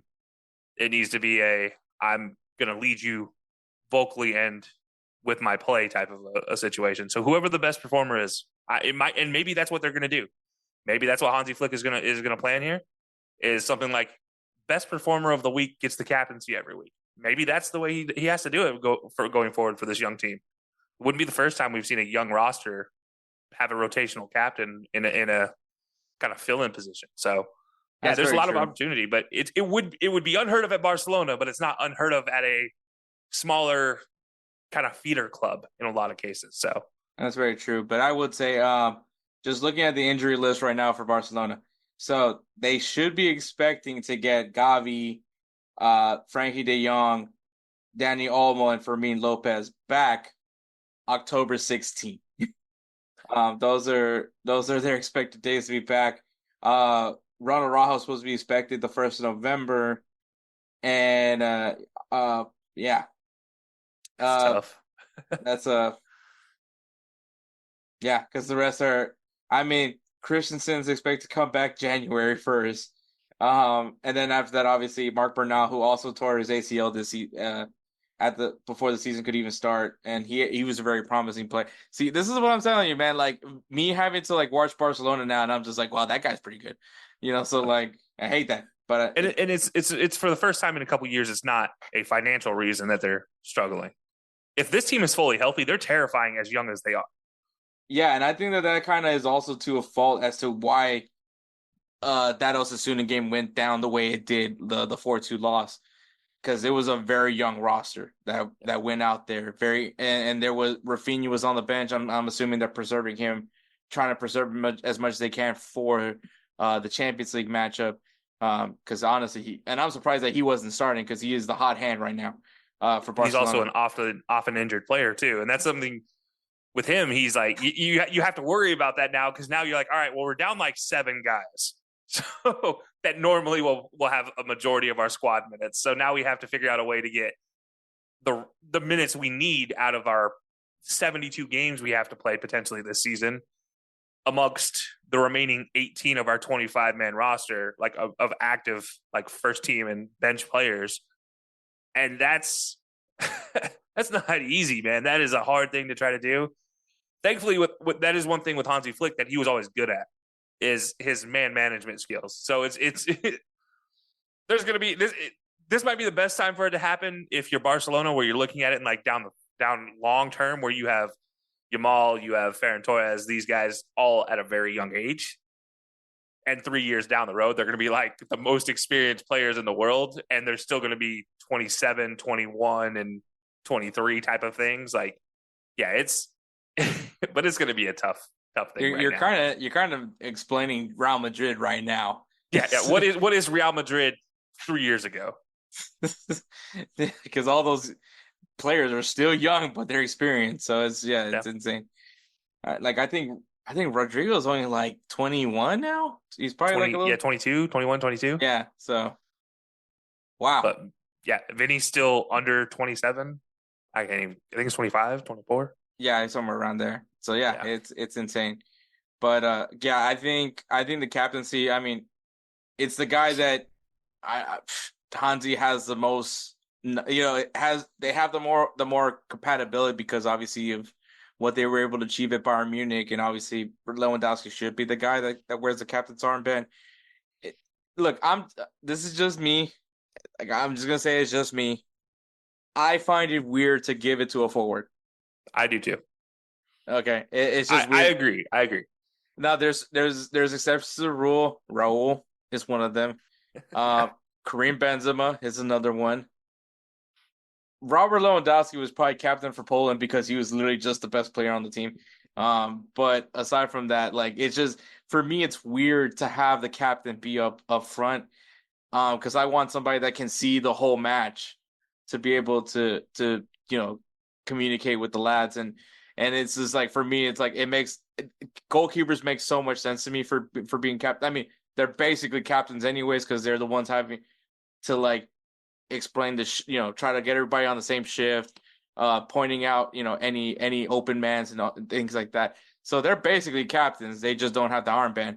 And I mean, defenders is another one that you probably see very commonly are captains and even midfielders.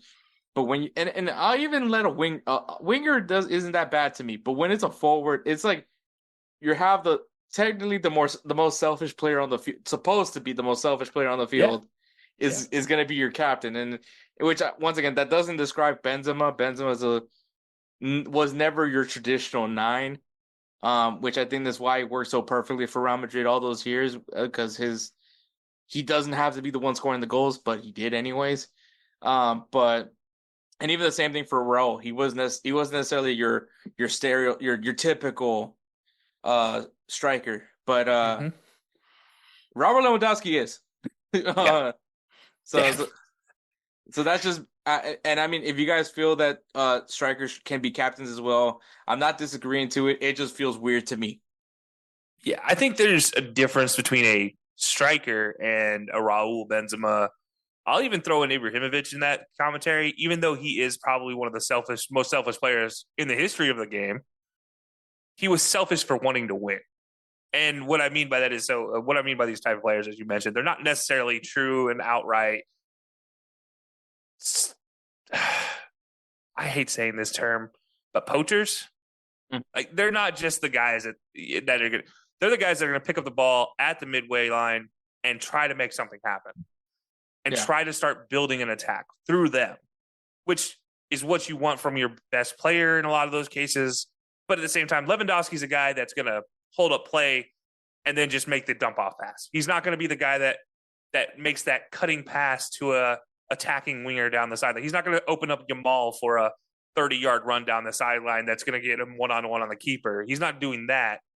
Whereas Ibra, as you mentioned with Raul and Benzema, they'll do that. They happily did that in their career. Now, did they end up on the finishing end of a lot of goals? Yes. Does Lewandowski get a lot of goals? Yes, but they are completely different for why they get a lot of goals in the way that ends up. So I agree. I've never liked the idea of a out and outright striker being the captain. It does bother me.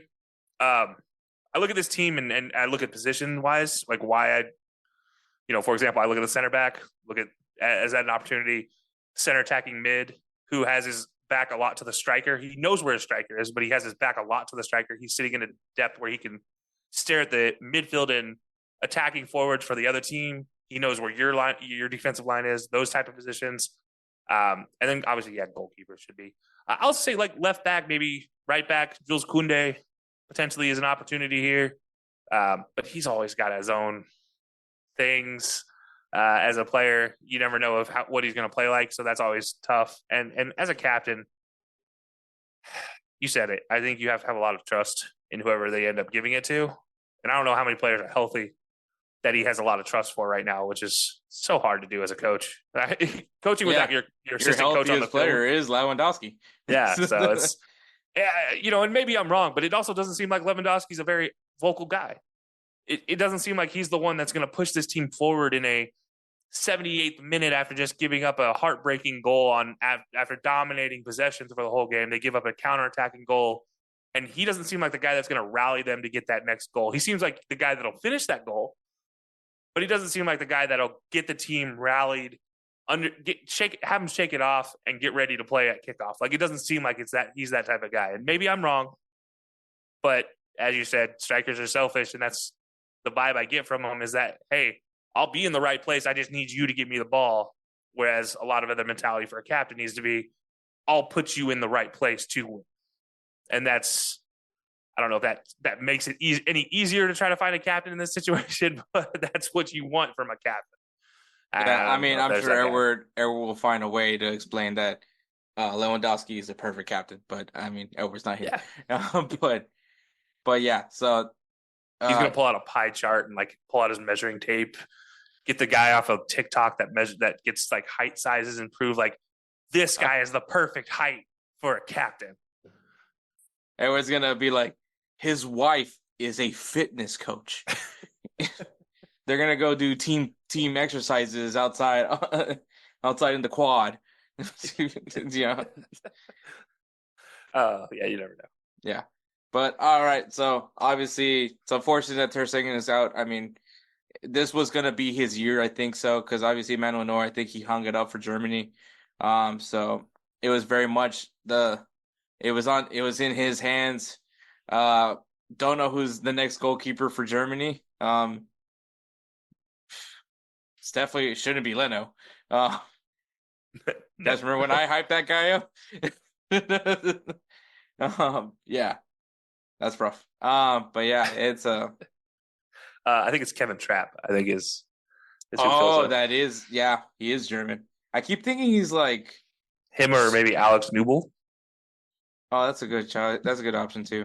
Yeah, I keep forgetting about Kevin Trapp. I keep thinking he's like Swiss or Danish for some weird reason.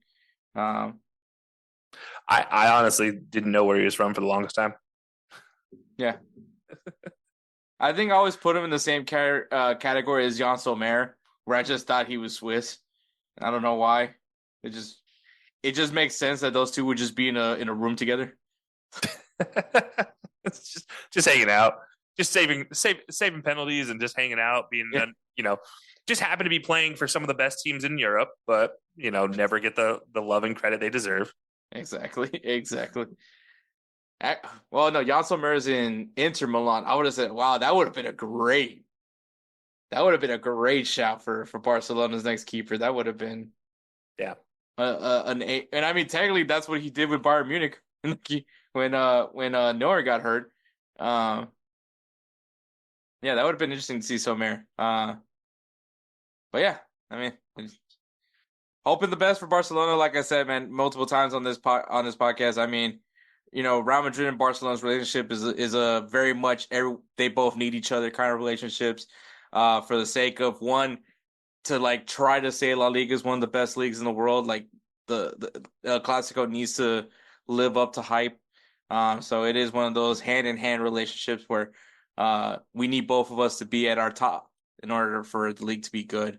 So it is unfortunate, but we'll see what happens, man. But yeah, that is headlines. We'll go ahead and take a break. And you'll hear me recap the U.S. Open Cup and the Canadian Cup. Congratulations to Vancouver Whitecaps for winning that one, by the way. So we'll recap that as well. But this won't be the last you'll see of Kelcey, because Kelcey will be with us for 3 Up, 3 Down. So be ready for that, guys.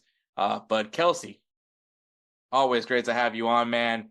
Well, we'll get there when we get to 3 Up, 3 Up, Down. But appreciate for coming on and doing headlines. Yeah, man, anytime you need me. Just remember, stay away from German goalkeepers and chainsaws and cars. In Oktoberfest. So, there's a moral to that.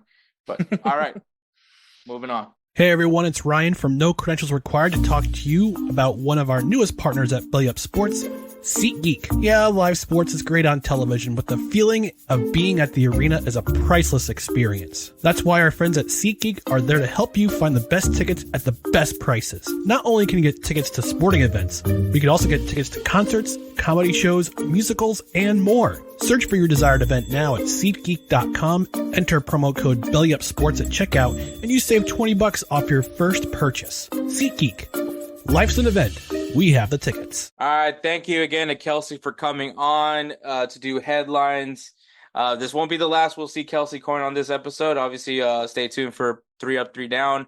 But yeah, thank you so much for Kelcey for coming on and to always great to have him talk footy. But all right. So North America had a bunch of cup finals, and we'll go ahead and explain it to y'all for you guys to understand it. Campeones Cup. Campeones Cup is this new tournament that Liga MX and MLS decided to start, where you have the champion of the MLS Cup winner, and the winner of the Liga MX, which I think, well, I guess it was easier for this past season because America won both the Apertura and the Clausura, but I'm guessing, well, Liga MX, before they kick off the new season, they always do a Campeones Cup as well, where they have like the winner of the Apertura take on the winner of the Clausura, and then that's the winner. So I'm guessing that would have been the solution to that one. But we had a Club America take on Columbus Crew. This isn't the first time they played against each other. They actually played each other recently in CONCACAF Champions Cup. So kind of, I guess, a rematch of that. But Club America ends up beating Columbus Crew 1-1, going into penalties 5-4. America had 51% of the possession. Columbus outshot America 14-8, but both of them had 4 shots on target. The goals came in the 68th minute by Victor Davila of America, and in the 77th minute by Malte Amundsen from the Columbus Crew. And in penalties, it was fairly even. Both teams made their round. They also missed the same round, except for the final one. It actually ended up going to 7 penalty kick takers for each team. But the final penalty that was scored was by Nestor Araujo of Club America. Columbus Crew was the first team to take the penalties, and so Nestor Araujo, Columbus missed their penalty, and Araujo scores his goal, and Club America are the champions of the Campeones Cup, the champions of Champions Cup, for this new tournament. I think, honestly, man, this tournament needs to be done like preseason. This will honestly be a preseason tournament. I think it's kind of weird that we're doing it now in September versus just doing it either in the summer or doing it in the winter time. But obviously, because Liga MX, their opening season, the Apertura, actually starts in the fall, and then in spring is the Clausura. So they follow a pretty similar schedule to the leagues in Europe. And then obviously MLS, they start their season in spring, and then obviously finish in the winter time. So I think that, honestly, that's just a sign from MLS to just, hey, maybe we should change the schedule up where we're starting in the starting in the fall and ending in the spring.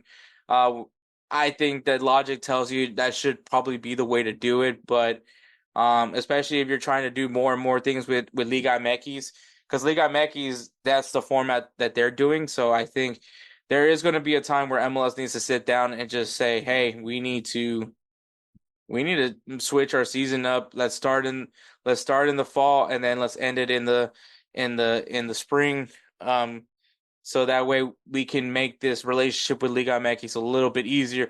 And then in some sense also make Leagues Cup make sense in some sense as well. So I think that, yeah, if you want to do this relationship with Liga MX, which I frankly don't really care, but I mean, I have been someone that has spoke out that MLS needs to reconsider how they're doing their seasons.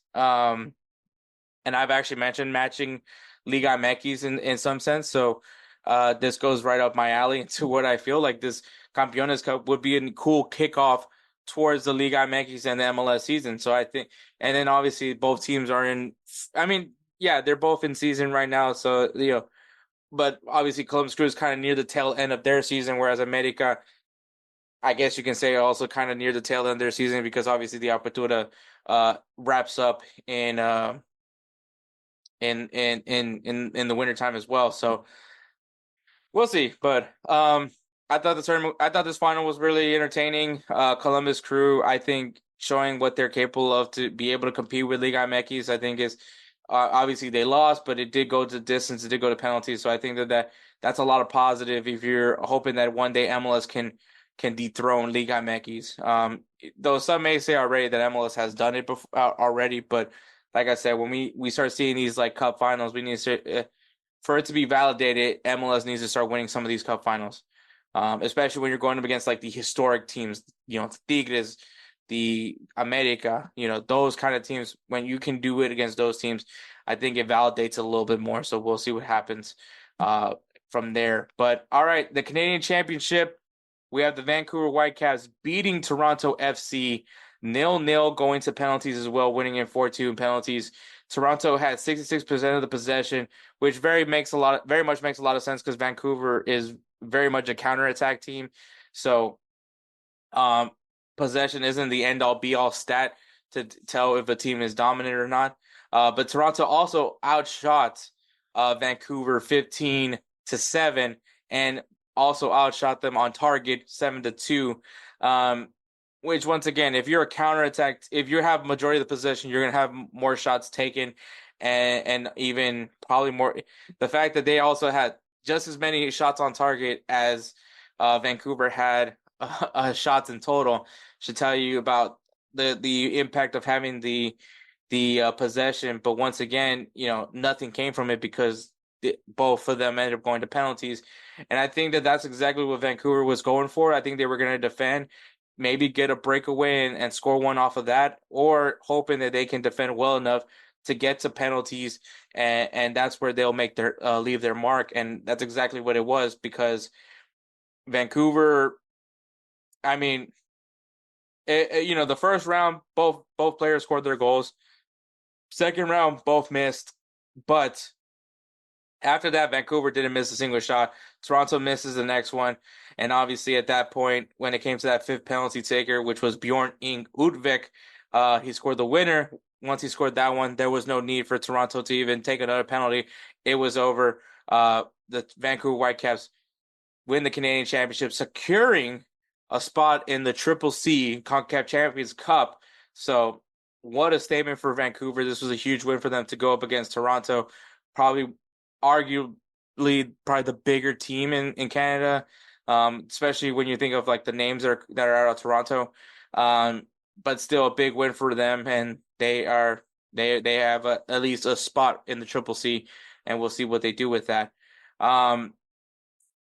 Yeah, I think that honestly, I did watch a few of the Canadian Championship games.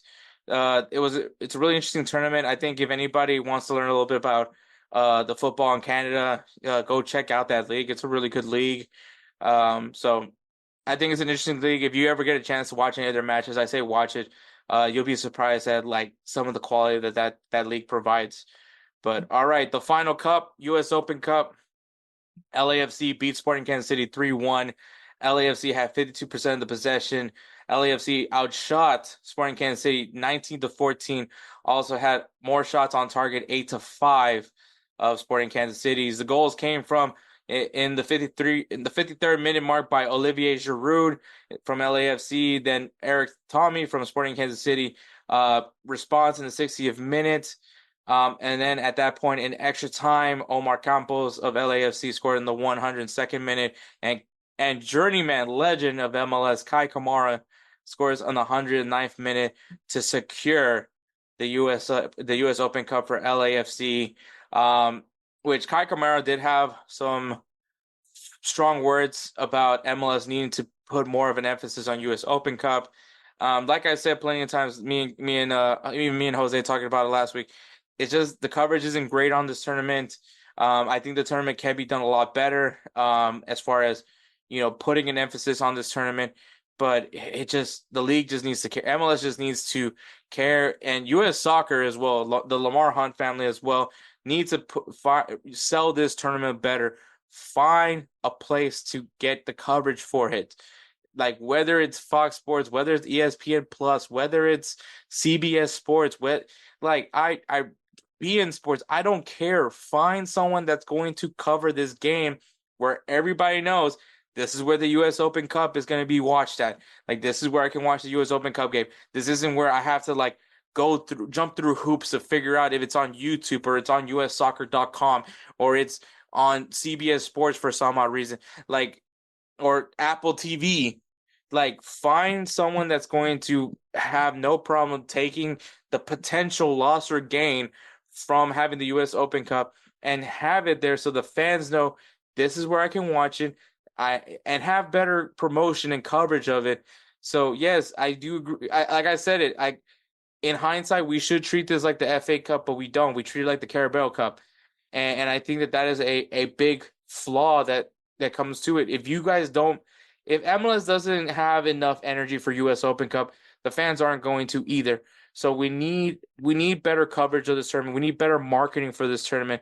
Because once again, this is where I didn't know when the final was. I didn't know where I could watch the final. I just found out that I could watch it on Apple TV. So yes, Kai Kamara, it has a lot, is very right on this. This tournament needs to be covered better and needs to be visible to the fan base. And so, but, congrats to LAFC. They were in much need of a trophy, having to go through consecutive finals and not being able to win what probably was a little discouraging, but to be able to get a championship out of it now is a positive for LAFC. So there is that. Congratulations to them. And those are the tournaments. But all right, Players of the Week. Players of the Week is brought to you by SeatGeek. SeatGeek is an amazing ticketing site, app, however you want to use it, whether it's through your phone or on the computer.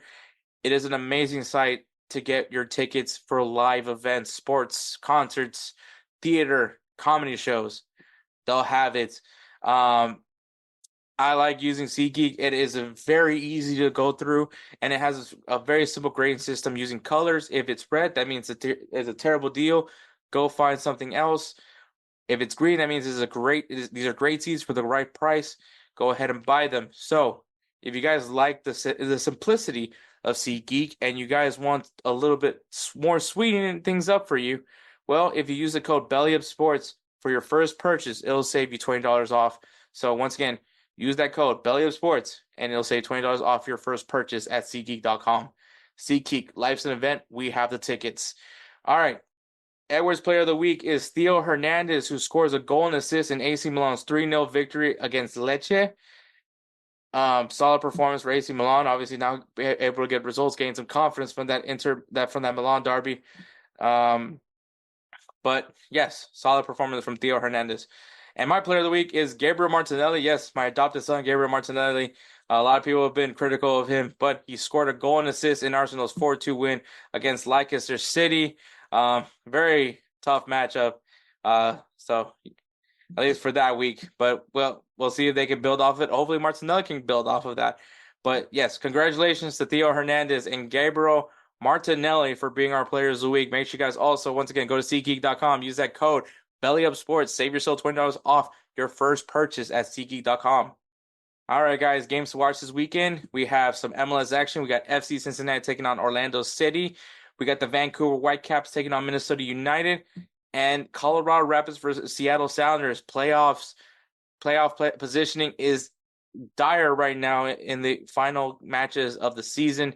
We'll see who can improve or drop from their current position in the playoff standings. We have in Liga MX, we got Pumas taking on Chivas.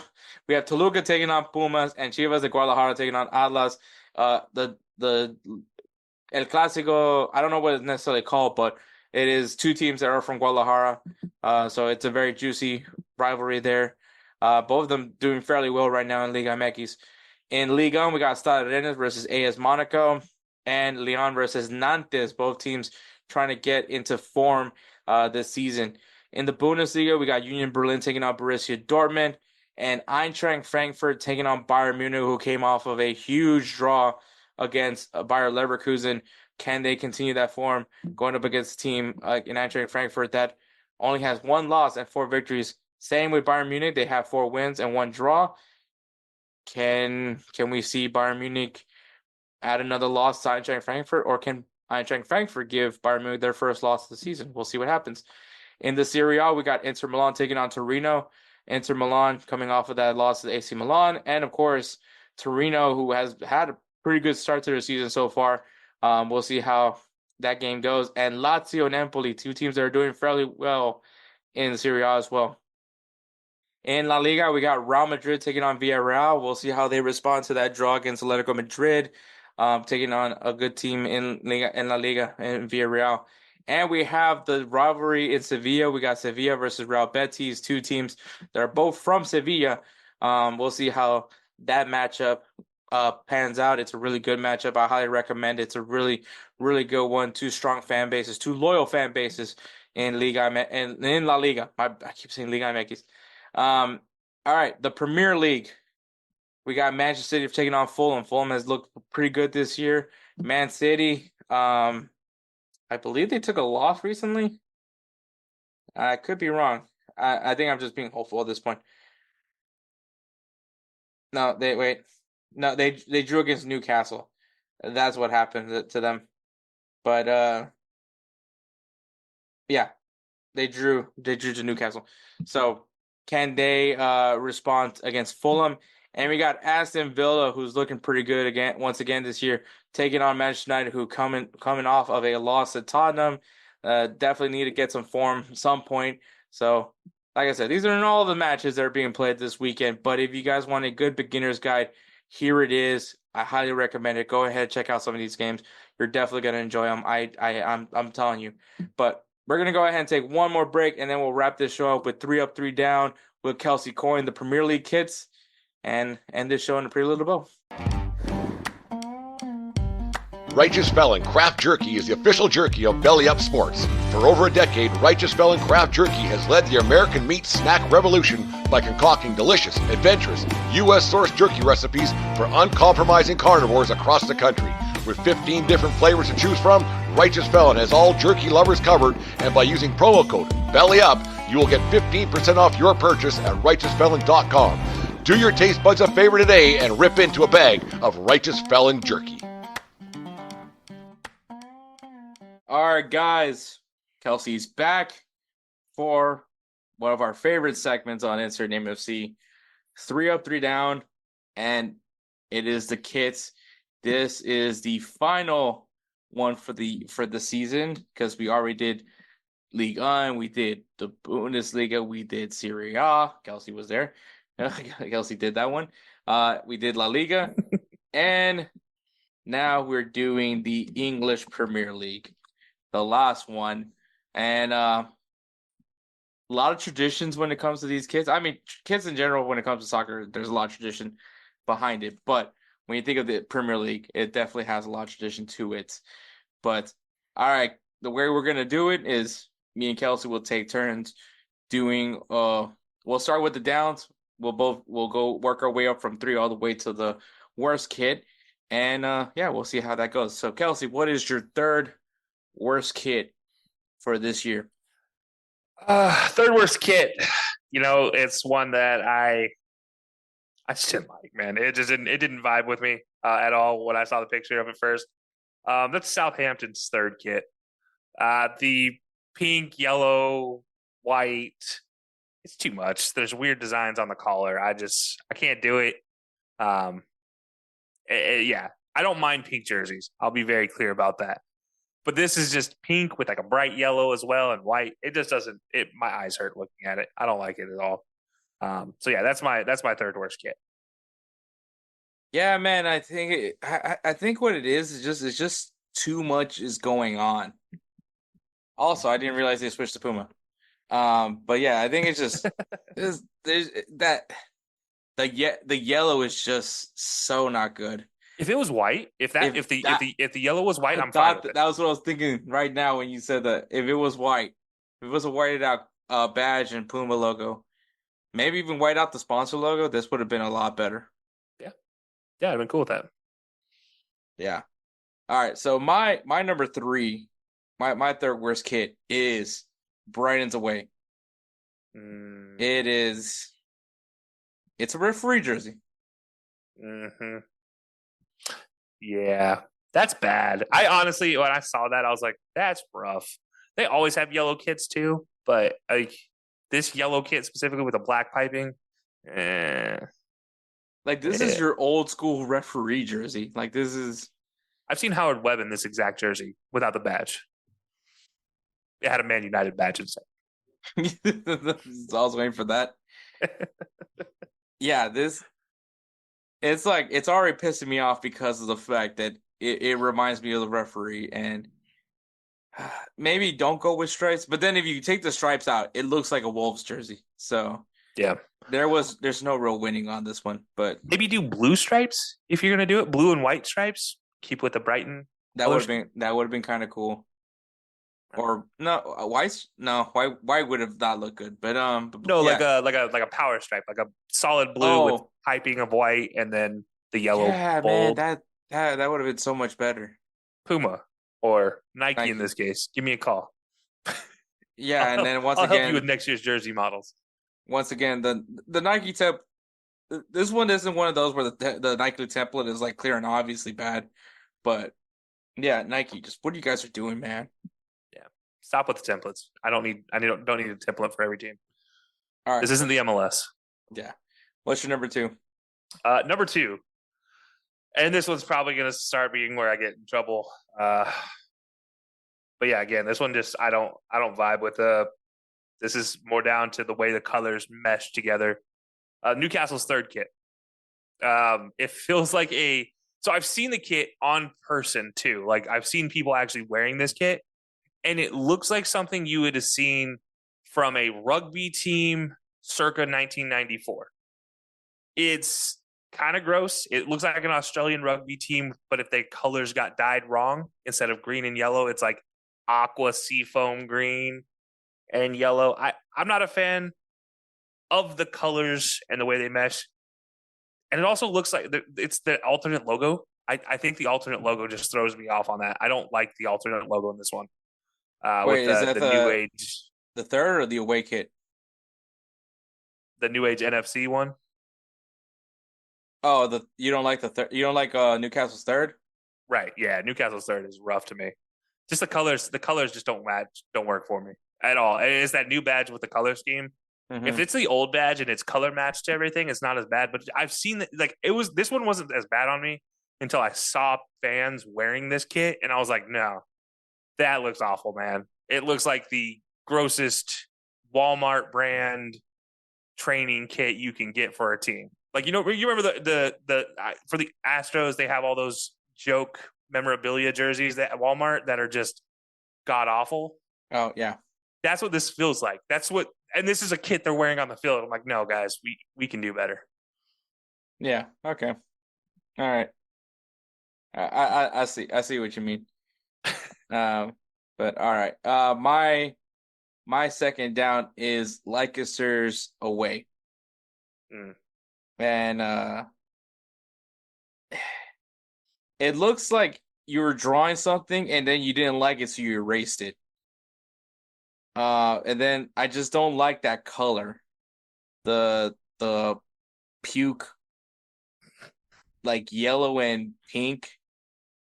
Mm-hmm. It's just a weird. It's a weird. And see, guys, I can hate Adidas kids. Like, I mean, I feel like I hyped Adidas a little too much last week. But no, like it's just weird. It's just a weird kid, man. Like, I don't know what Leicester was going with this kid.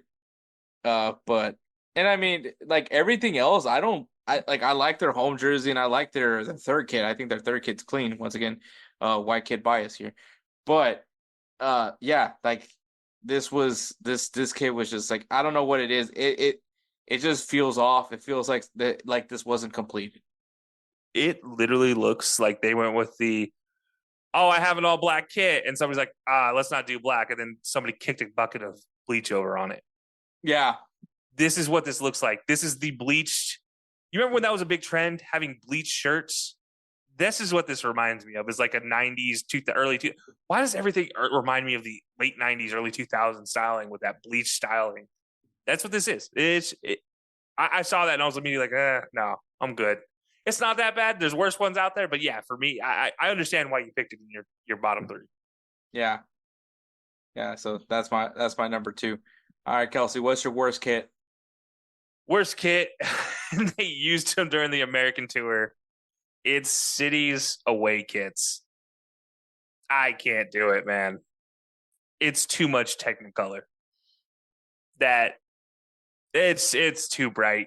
There's too thick of lines. Like, if these were alternating lines of color that were small on a black kit, I'm fine with it.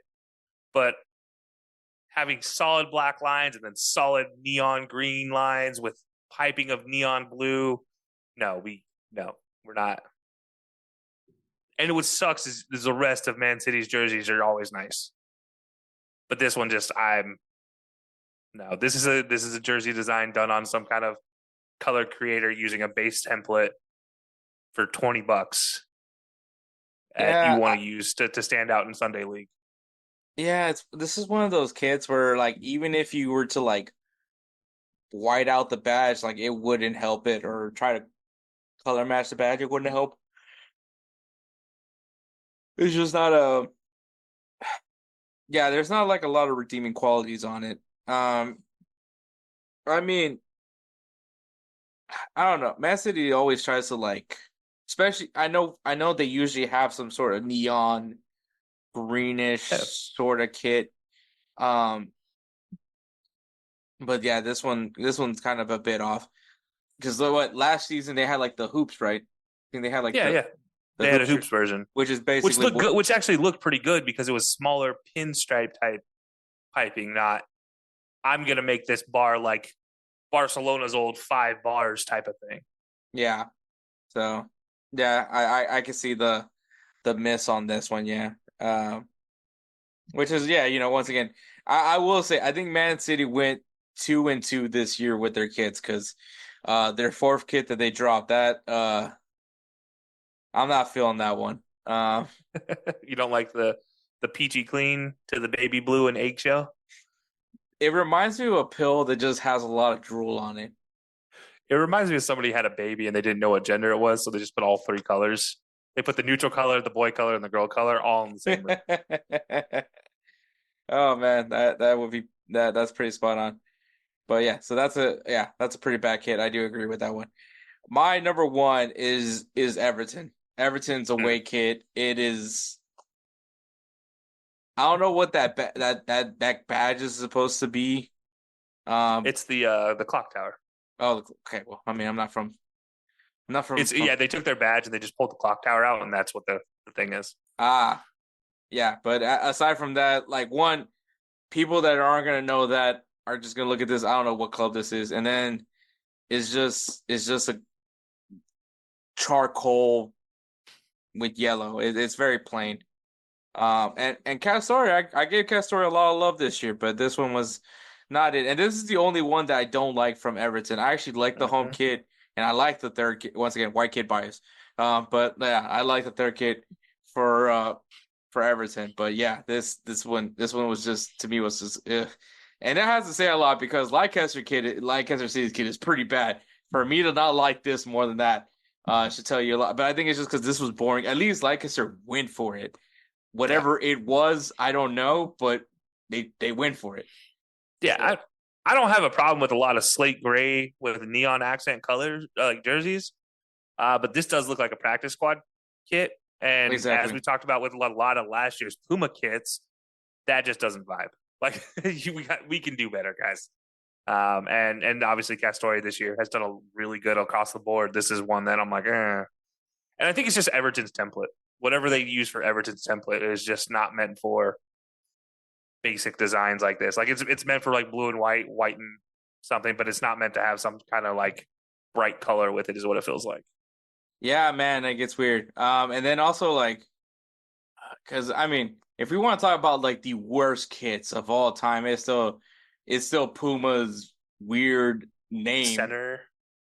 Center with the name on the chest and the logo. It's the Puma logo, the badge, and then the name of the team in the middle of the chest. Like it literally looks like those like practice shirt, like the dry fit shirts that every college football team has. It just says like Duke Athletics. Like the basic, literally the ones they give you at freshman orientation for free. Yeah, exactly. Those are still to this day the worst kits ever. But yeah. So those are the downs, man. Now we can talk about some good stuff. The ups. So Kelcey, what is your third best kit for this season? All right. Third best kit, and as I said earlier, I don't hate pink jerseys. And with that said, I'm going Ipswich Town's third kit. as my third best kit. I like the pink, but I like the design with the white gradients on there as well, adding a design to the pink. It's not just one solid color pink. Yes, it's a bright pink, but it's pink and white.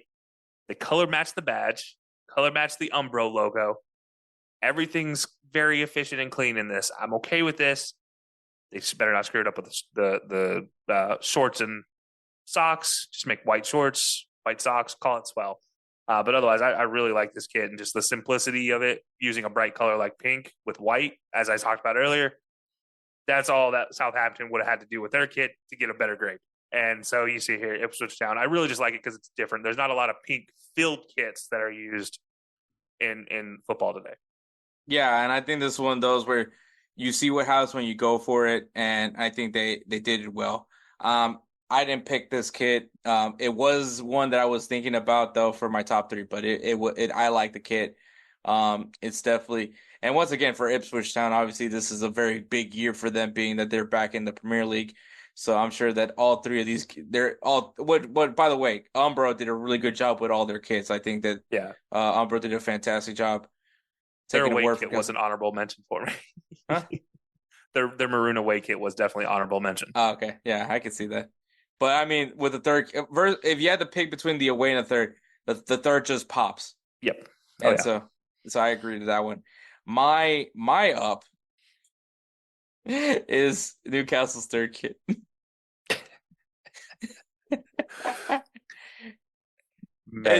And the reason why is I literally have a pair of sneakers that goes with this. Oh, I do too. That's the problem, is the pair of sneakers I have with this are Air Monarchs. So like when I saw that, I was like, bro, this is actually kind of fire. The badge isn't the best, which I think that's why I have it at third. But I honestly would say I think today's youth would rock the hell out of this kit. I think I've been hanging out with my niece too much, but that kit, I'm not gonna lie, I like the kit. I think it's clean. The collar, I like the way the collar is designed, and also you don't see many teal. You don't see. I love me some teal colored jerseys, and I talked about this when I did the Serie A stuff. There's a lot of teal jerseys I love. This one, look, when their pre-match top is 10 times better using the same colors than their third kit. That's why I couldn't give the third kit that much love. I get it. I get why some people like it. To me, it just doesn't, for the Newcastle United vibe, that's not what I was expecting. If this were a Burnley, or not a Burnley, but a Brentford or something that did this, I'm okay with this. Mm-hmm. But yeah, for Newcastle, you could do better, guys. Yeah, I like the kit. So, number 2, what's your number 2, Kelcey? Number 2, we're going to go with West Ham away kit as my number 2. So, didn't hate this one at all. I don't know why. It's just, there's some kits this year that just stand out to me, and just like, I'm like, that's a kit I wouldn't mind just to have for a long time. And I just like the simplicity of the black, the red piping on the logo, on the badge with the white hammers that just stands out. But like the Umbro logo was probably one of the coolest parts to me. Having one of the diamonds white, the inside diamond red, and then the black around it. That was really cool. But yeah, I'm a big fan of black kits. Like, you have a white kit bias, I have a black kit bias. Where well done, simple black kits, I love them. So this is one of those for me. No, yeah, I think that's a good shout. My number 2, and obviously I feel like every time I've done the Premier League, I always have this team featured on this, and it is Crystal Palace's third kit. Oh, thank God. I thought you were going to say their away kit, but no, yes, I do like their third kit. I mean, the home kit is also pretty cool. It can, but also I can see it being a little too much. With the stripe design, I think it's cool, but when you have that same stripe design, but black with the black kit, this to me was like, this is tough. This is amazing. Crystal Palace, man. I don't know what it is about these kids, man, but I feel like I've mentioned Crystal Palace multiple times. We've talked about it for the last 3 years for sure. Every time we do Premier League, I think I've had them on my list 2 of the 3 years, and they were again another. We talked about this before we came back in, and I had so many in the ups that I was like, why did I do this to myself? And I'm picking these. I just love the effect of the stripes. It's like either what you would imagine you pour those gel liquids into something, or if there was a real life lightsaber, this is what I imagine it to look like. Yeah, this is really cool. So yeah, the third kit, really amazing. I think the fact that you have the black and then it just you focus on those 2 stripes more than you do with the home kit. I think that's why I edged this one over the home kit, because like having the black, you focus. It's like watching 2 lightsabers fight. Yep, it's just that's the intensity in which you want to get from it. But yeah, so that is my second favorite kit. What is your number 1 kit for this season?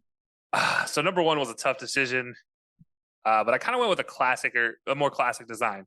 Again, I mentioned Brentford earlier. Their kits are great too, but they didn't do enough. Bournemouth could have been one, but I'm going Aston Villa, their third kit, the navy blue and gray with white accents. I think it just looks really good.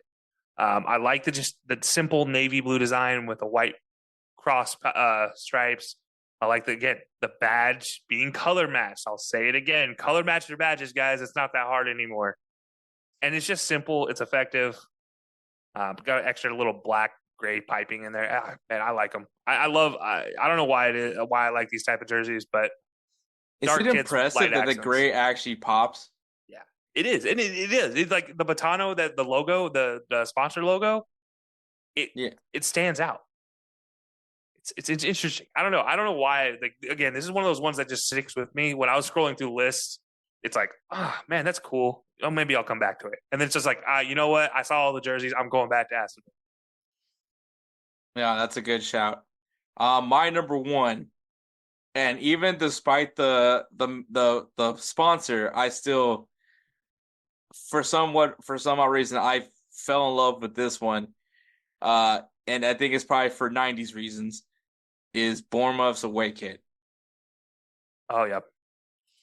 Like, I think choosing teal and purple with the white, and they whited out the kit, the badge.